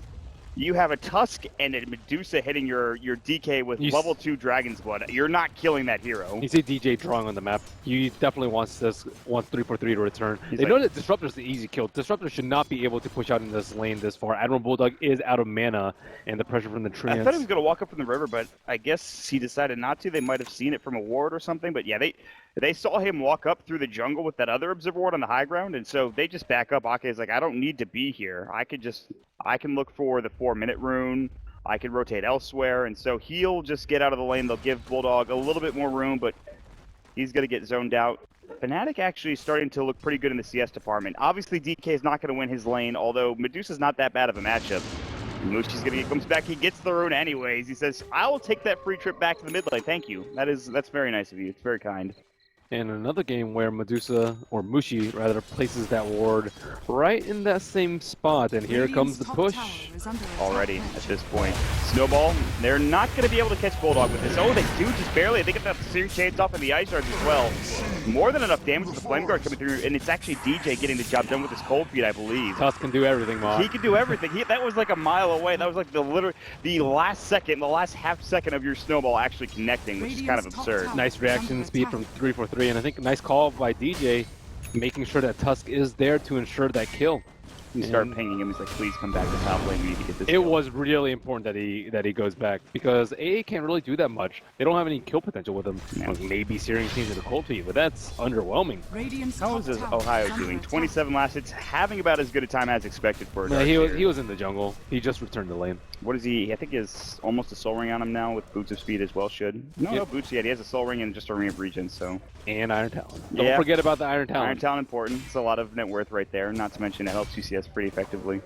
Okay, so I mean, this is pretty good for Fnatic. Again, like I said, you're not going to win your mid matchup as a DK, but he's still CSing well. But he's not shutting down Mushi. You're not having as great a time with the Furion as you are with the Darkseer in that off lane. And 3-4-3, they've helped get a kill and almost a tower, at least put some pressure on that tower. Thunderstrike, Glimpse back, there it is, and it looks like 3-4-3 might be in trouble. Snowball not there in time. And he's going to have to run all the way around. They even use the Ice Shards, unfortunately blocks Mushi out from helping his teammates. So he is on a long run. There's no Sprout. Dragon Tail should be there from S4. He's going to have to pop the Elder Dragon Form. He actually doesn't have mana to use the Dragon Tail. And 3-4-3 will end up falling. That did take a lot longer for them maybe than they were expecting. Even the Oracle rotated through with the Fortune's End, but he only uses it on Mushi at the end of the day. Well, luckily for them, Elder Dragon Form lasts a really long time. They should be able to get some nice damage onto that T1 tower in the meantime. Tusk probably could have snowballed to buy himself a little bit of extra time, especially when 3 heroes are over there. And S4 already getting those right clicks on mid tower, but Mushi not having any of it. Mushi's just going to work. Should have he's gonna have his Aquila flying out next, maybe next set of boots phase or something like that. Medusa's actually kind of a good solution to the Dragon Knight because Medusa doesn't really mind staying static in the lane. Yeah. And he's very good at anti-pushing or just spamming out the mid wave constantly. Like if you have Shadow Fiend, you'll run out of mana eventually. Also, you're very susceptible to ganks. and you want to move into the neutrals a lot. But Medusa, you're perfectly content just sitting here constantly, and if DK sits there and gets hit by a Mystic Snake, he can't really do that much. Mana's back, and then you have more chances to just use your Mystic Snake and spam it as much as possible. But DK is really strong because he can take down that mid tower without that much effort. But against a Medusa, it's a whole nother ball game. Well, Scan comes out on bottom. Yeah, they notice the rotation. Well, they see that the Tusk is there now. They should know the Darkseer is still there. Meanwhile, top MidOne is playing very dangerously. He does Remnant away, but Bulldog got a lot of pot shots off and did some serious damage to the Ember Spirit. All right. Mushi continues to farm mid. He's doing very well. There's a smoke from Ohaiyo and 343 coming in behind Mushi. This is going to be a very tough kill onto S4 unless they hit the best ice shards I've ever seen. Yeah, this is not going to be easy, and Akke's nearby as well to help out with a glimpse or kinetic field. But don't doubt Tusk, man. Yeah, he's going to hit the ice shards, all right. He's going to hit the snowball, too. They drop the wall down. The Dragon Tail will do something, but not nearly enough to keep himself alive. In the surge from Ohaiyo. Fortune's End will go, but by the time it gets there, he will be at his Tier 1 tower because of Surge. That's a very unusual smoke. That's very hard for S4 to detect. You don't expect the Darkseer and a Tusk to come to the off lane, down the mid lane from the dire side. Yeah, that was, I've seen strange smokes. Newbie did something similar the other day, or yesterday, but that was definitely weird. And on top of it, there was an observer ward there, the raiding observer ward, but they didn't see the smoke coming out. Yep, exactly. That's huge, actually, that Fnatic were able to get that kill when you consider that ward being there and what else was going on, so. FaZe is going to be up for Mushi next. He has got a great start for a Medusa mid. Look at MidOne. He is ready for DK to TP back. But S4, being very patient, does not actually TP back. He just walks back to the tower. He'll get a big creep wave as well. And then this could be a T1 tower. They're not sure how many heroes are sitting behind there. AdmiralBulldog can be there, but he doesn't have that much mana. Bulldog is just going to go home. 1,000 gold, he has Space Boots. Pretty good start. Dire scan, so they know that who's top, and they can get away with keeping that Ancient Apparition pushing in that lane. Yeah, they're just going to send Bulldog up there, or rather, excuse me. Wow, DJ's level 6, almost level 7. It's crazy. Yeah, he's having a pretty good game. 343, that's a TP from Bulldog. That's awkward. They see each other. Sprout comes out through 3. He's got a snowball. He probably has to use it here if he wants to stay alive, at least for a little bit longer. Good frozen sigil. The glimpse will come back out. He dodged it with a snowball, but it's only going to leave him a moment of time here. As he comes out of the snowball. 1 or 2 more right clicks, but here comes the rest of the squad. MidOne jumping in. He's got the flame guard. They get off the damage, and there's going to be Ice Blast on top. They don't hit with the initial hit. MidOne actually taking a lot of damage. He's about to go down the Dark Pack still. MidOne will find himself a double kill with the flame guard on top of that Ice Blast, and now looking for Loda. Loda's low, the last right click. It's a triple kill for MidOne. All of that damage, and all of a sudden, he's up to 2.7k gold, almost getting this tower on top of it. Somehow surviving through all of that damage, and with the help of the Ice Blast, they set it up for him to get a full triple kill. How dare you doubt Tusk as a support? Did you see what he did there? He bought so much time for them to come in, and that sigil just enabled MidOne to clean up. I want to make it clear, I didn't doubt Tusk. I just it sounded like it. Tusk heard it. I just stated simply that I have not seen a lot of Tusk. Maybe I'm lying. Maybe someone will go back and on-shot it or live cap it. I think you just called him the worst support ever. That's what All right, you know what, Ben? Listen, we're done. Anyways, Tusk, he did so much work. Yeah, that is crazy. And I was like, MidOne, he was spending a lot of time running around. They gave the lane to DJ. He's going to have his bots at a late time. Nope, not with that triple kill. Yes, bots right now, and he's looking for more. S4 gets the Dragon Tail, but here's the snowball and wall, and S4 is just... He's completely zoned out from the rest of the team. The Ice Shards were there perfectly again. He is not the worst support in the world.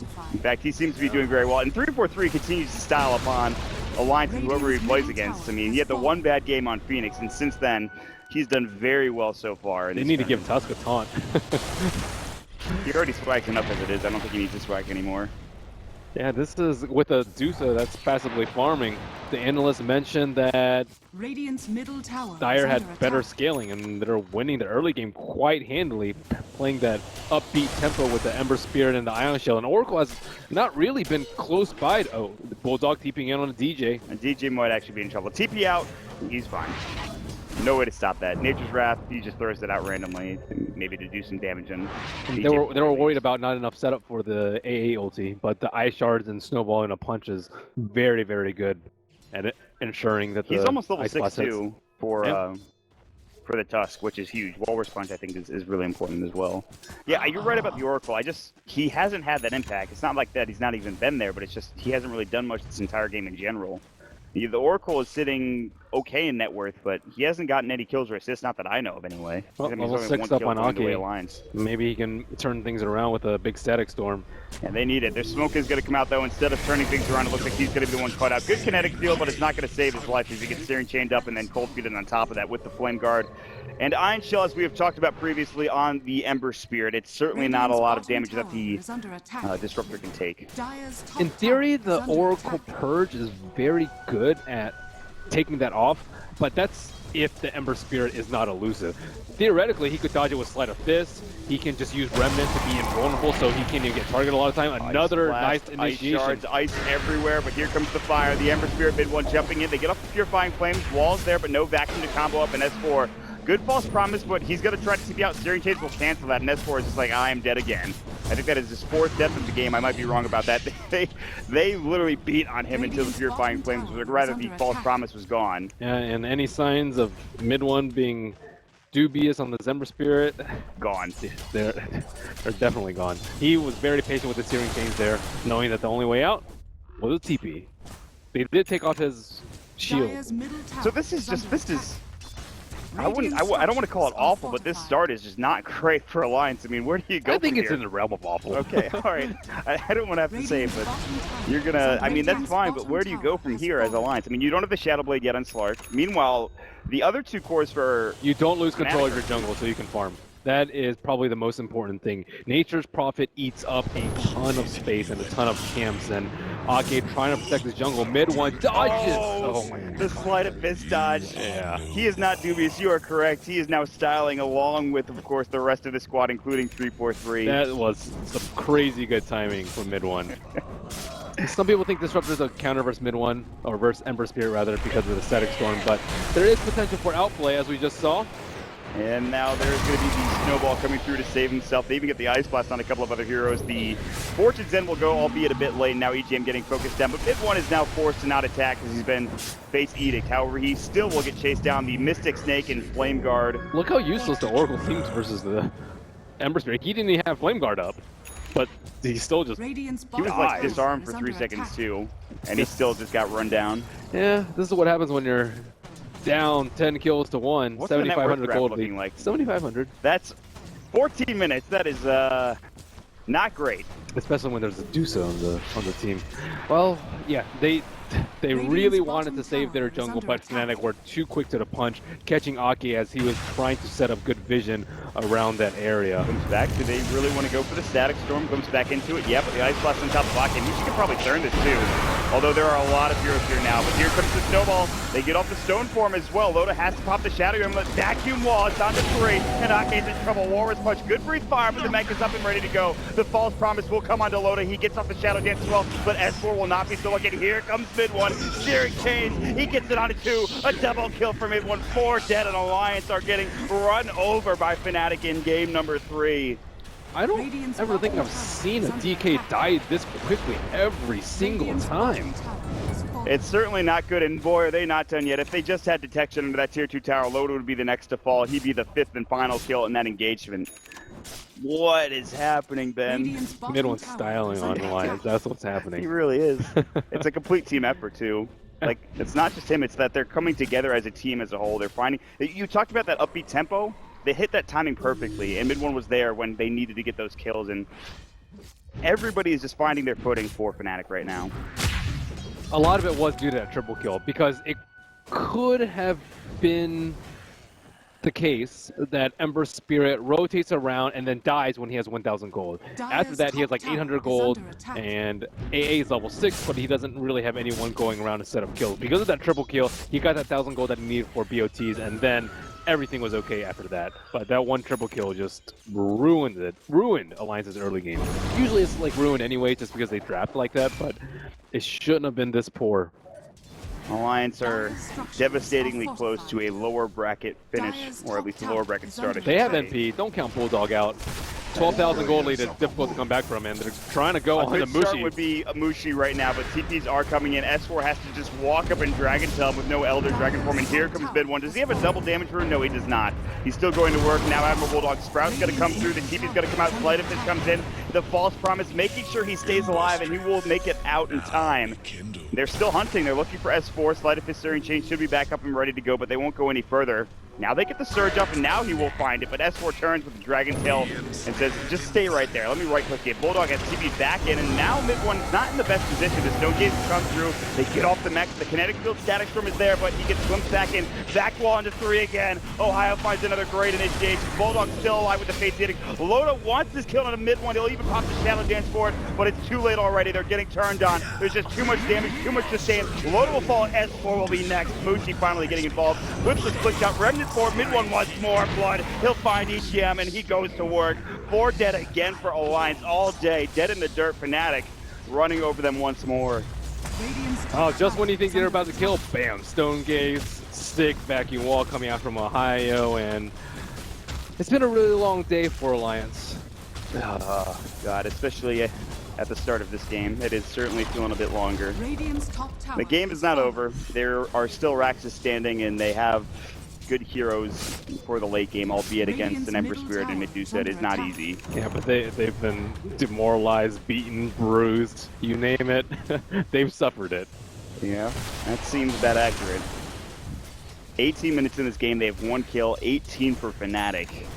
We've seen some slacking so far in this tournament, but Fnatic are right now doing pretty damn well in that department. They're going to go further forward more, and they're going to find S4. He gets off the Fate's Edict, though. A couple of right clicks going to work, but he'll stay alive. They don't want to go any further. Loda is Shadow Blade up. They really want to find any kill. Anything would be great. Nature's Wrath does a bit of damage to 343. They jump in with the Shadow Blade. The right click, they get the Pound Start Pack, and the Ice Shards just protecting 343 again. Bulldog has to TP, and the Sprout will come through. Can they even get this kill? The Snowball buying time again. 343 will get out. Now Mushi is going to be the one that takes the target and the aggro away from his from his comrade, and he actually makes it out in time. He gets the urn up, and it survives just fine on that freaking stupid elusive Tusk in this game. What did Fnatic do during that break? I don't know. Maybe they're Wheaties. Ice Shard, that won't connect to the Snowball well. They have Static Storm right on top of it, and actually 343 can't get the kill. Good false promise, and that will stop them for the time being. Fnatic trying to run over more, but oh, here we go. See ya. MidOne jumps in. Akke is actually still alive. The glimpse back, but there's the Mystic Snake. Mushi walks right into the high ground. MidOne just comes flying through from the right side of your screen and finds another great initiation, but really it was Mushi to finish off the kill. And here is the Battle Fury now done, coming out for MidOne. On top of the fact they already have the Lincoln Spear for Mushi, they have the mech up for the Darkseer, now with the Hood of Defiance on top of it. It's just, they have every item they need to push up to the high ground. At 19 minutes in with a Dusa and an Ember Spirit, Ben. This is some peak performance coming out from Fnatic. I've not seen them play this Dota in a very long time. No, they are looking good. They are looking solid, and they look like they want the Tier 3 tower. They look like they want the upper bracket too. Sleight of Fist. MidOne was blocked in with the Sprout, but will get out in time as the Fortune's End comes a bit too late. The glimpse back coming through. He's going to be able to dodge it with the Remnant. Again, MidOne knowing that glimpse timing perfectly. He says, no, Sleight of Fist not this time. I think I'll just use the Remnant instead. And they're just going to keep going. They have the Iron Chill up with MidOne. They have the Sleight of Fist with the Battle Fury. They can clear out the creep wave easily, and they're just pushing.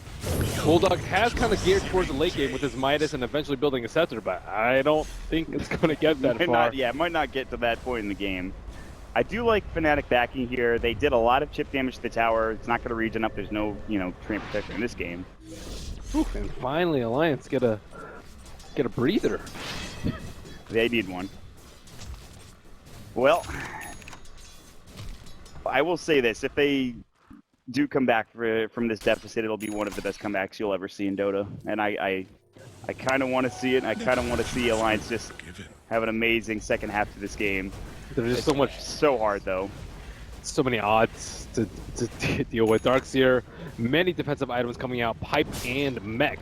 They already had a lack of damage before. DK with no items, no pieces of armlet. He does have the full pipe. Well, some of it's on chicken. Maybe a headdress coming out. No headdress, but he has that mech and pipe almost completed. Dragonite, look at his items. Treads, bottle, wand. generally have armlet and then some at this point. Slark has Shadow Blade, but he's forced to turn tail and run because of the output of damage that Fnatic has, and Nature's Prophet just has a little bit of attack speed coming out from that Midas. And who is going to get these heroes even with to like half HP? Maybe if they could jump the AA, but even he's stinky. I don't know what you do in this game for Alliance. For Fnatic, Split push with NP. Yeah, I mean you pretty much have to, but while that's happening, you're losing Roshan, you're losing more, advantage of the map, you're losing obviously the Aegis and the Ember Spirits. They have to wait for the Ember Spirit to push out and then catch them with a Static Storm. That's their best chance of a kill right now, or DK stun, which it looks like they're aiming for right now. This might be the best opportunity for them. He doesn't have a lot of gold if they get the kill, but guess what? He has an Aegis, so. Loda's gonna walk up, he's Shadow Bladed, and they know that there's no sentries here. Sleight of Fist comes out, he actually avoids the gank because he Sleight of Fist at the perfect time, then Remnant's down toward the enemy jungle. Alright. He knows that's their only play, to try and kill him when he's split pushing and split push with Nature's Prophet or their other cores to force Fnatic from barreling down that mid lane. Well, I think they're not gonna be able to stop this at this point. Fnatic are going straight down that mid lane as you just mentioned. And they're trying to split push. Alliance are like, listen, we need to get something. We need to get this tier 2 top. But that's going to be a trade that is not really that great. As Mushi's going and getting the pot shots on that tier 3 tower. Lincoln Sphere is broken. EGM, I think you've walked a bit too far. He even has to use the False Promise on himself just to make sure he survives. And I'm not sure he'll make it through. The Ice Blast is going to sail through. Akke will dodge it, but still it will be EGM going down. The False Promise not even saving his life. His ultimate doing nothing to actually help him. DJ will get jumped down. This is what you were talking about, bringing down this core, but there's going to the vacuum. No wall coming out. Good ultimate from the Disruptor to make sure that Dark Seer wall doesn't get put down, but S4 still getting corralled up, and there's 3 heroes in the vicinity. They get off the Searing Chains. They will bring him down for 40 seconds. That might be it, honestly, at least with this full set of racks going down in this mid lane. They might back up to defend top. It looks like they will do so. But Alliance are going to lose 1 full set of racks at 23 minutes in against an Ember Spirit. Not only that, but they're going to lose Akke on top of it as well. The Courier will go down. It is Dire's Courier that is going to fall, so they will get a little bit of a brief respite, but it is not going to be enough. But they can't even kill the AA. Oh, they stopped the TP coming out from the Furion, but it'll just use his teleportation with W. I thought there were more heroes back up top lane for Fnatic to actually get that kill, but they were all still mid. They didn't TP out at that point. All right. That was a sick Stone Gaze coming out from the Medusa. He like walked into the back line, so if you retreat, you get Stone Gaze. If you stay there, you're just going to die to the Ember Spirit. So very well placed by Mushi. He has played this hero a lot, far more than I could think of for any other professional player. Who else picks Medusa? I don't know who does. Not as often as Fnatic, if you even give me a name. No, definitely not. I mean, I'm trying to think of anybody like an NA. Maybe TC occasionally. Oh yeah, they do pick it. I mean, like, but that's like the only person that I think of, and it's like you said, clearly not as much as Mushi. It's working for him. It seems to be doing the job. Although I do have to put the majority of this game on MidOne. I don't know if you would agree, or maybe the Tusk. Yeah, I think the Tusk too is probably a pretty good choice. S4 is going to get caught. Bots in from MidOne, Searing Chains, Flame Guard, the Ice Blast on top of that. He should probably die. Remnant actually misses Sleight of Fist, but he gets the kill with it at the tail end with the Sleight of Fist. MidOne has Remnant out if need be. Not to mention that Aegis is still up, so Loda can't find that kill. And while this is all happening, they're grouping bottom. And they're going to be able to bots in a couple of seconds at this point. There is an Aghanim Centaur on an A with a level 2 ulti. You get hit by that, you're probably just dead with these supports, or anybody for that matter.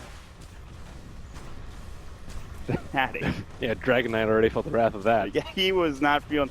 They didn't even need to have MidOne up there probably. He just needed to get 1 or 2 right clicks or a Flame Guard tick or 2 off, and that was more than enough. Fnatic are pushing up there. I'm not going to go too quickly. Well, Fnatic with this win, they will secure a berth in the upper brackets. And they're on the doorstep, literally. There's the TP coming in from the Ember Spirit. They backed up like, who is that? Oh, their teammate MidOne. He's in the base already. He jumps in. Akke's about to fall. He will go down almost instantly. The Ice Blast will sail through and he'll hit onto EGM. Fate's Edict, just to make sure he doesn't take the damage, he'll try to Purifying Flames. He is going to shatter as soon as that is done. No, he'll False Promise just to make sure he stays alive a bit longer. Now AA will last way too long. He will survive a bit longer, but not by much. And S4 walks up, dies. Ohaiyo finds himself an Iron Shell. Mushi goes in and gets the right click off. They buy back on the NT. They've lost just about everyone. They even TP'd back Fnatic a couple of heroes just to make sure they can secure their base and keep it alive. Loda going toe-to-toe with Mushi. Dark Pack comes out. Mushi is winning this man fight. They have to use the Shadow Dance. Bulldog getting pushed back. I mean, Mushi only still has a Lincoln Spear, but it's just not enough damage for Loda at this point. The Ice Blast will go in again, fly through into the base. It'll hit up on the Bulldog. The punishment and on the Loda as well. never ends. And they just lose the racks. It's just, there is one kill for Alliance, one freaking kill. They can only get one pickup in this game. Who was that kill on, Ben? Tusk. Can you tell me? It was the Tusk. So he didn't style enough, I don't think. Yeah, blame him for all of Fnatic's woes, if there are any. God, that was, they have had a sick game. This is, I would almost say near perfect for Fnatic so far. That could change very quickly, but oh no, it's here one tower. MidOne wants to make sure he cleans this up. Bulldog still having a good time. Gets the taunt off before leaving. And there it is. GG. A bit anticlimactic to end our last game of the evening, our last game of the group stages, but still Fnatic had, like I said, one of the best games of Dota I've seen, one of the most perfect games of Dota I've seen in a while. And they're all smiles. I would be too. And that sets the main stage. We have our 8 teams. Yes, the upper bracket and the lower bracket now set and ready to go. All 16 teams seeded. Alliance would have liked to be up there in the upper bracket, but they just unfortunately did not make it through with that last game. Just a stellar performance though from Fnatic, not to take anything away from them, but some really good performances from all of the teams here, I think, performing. I think most of the teams had some really solid performances.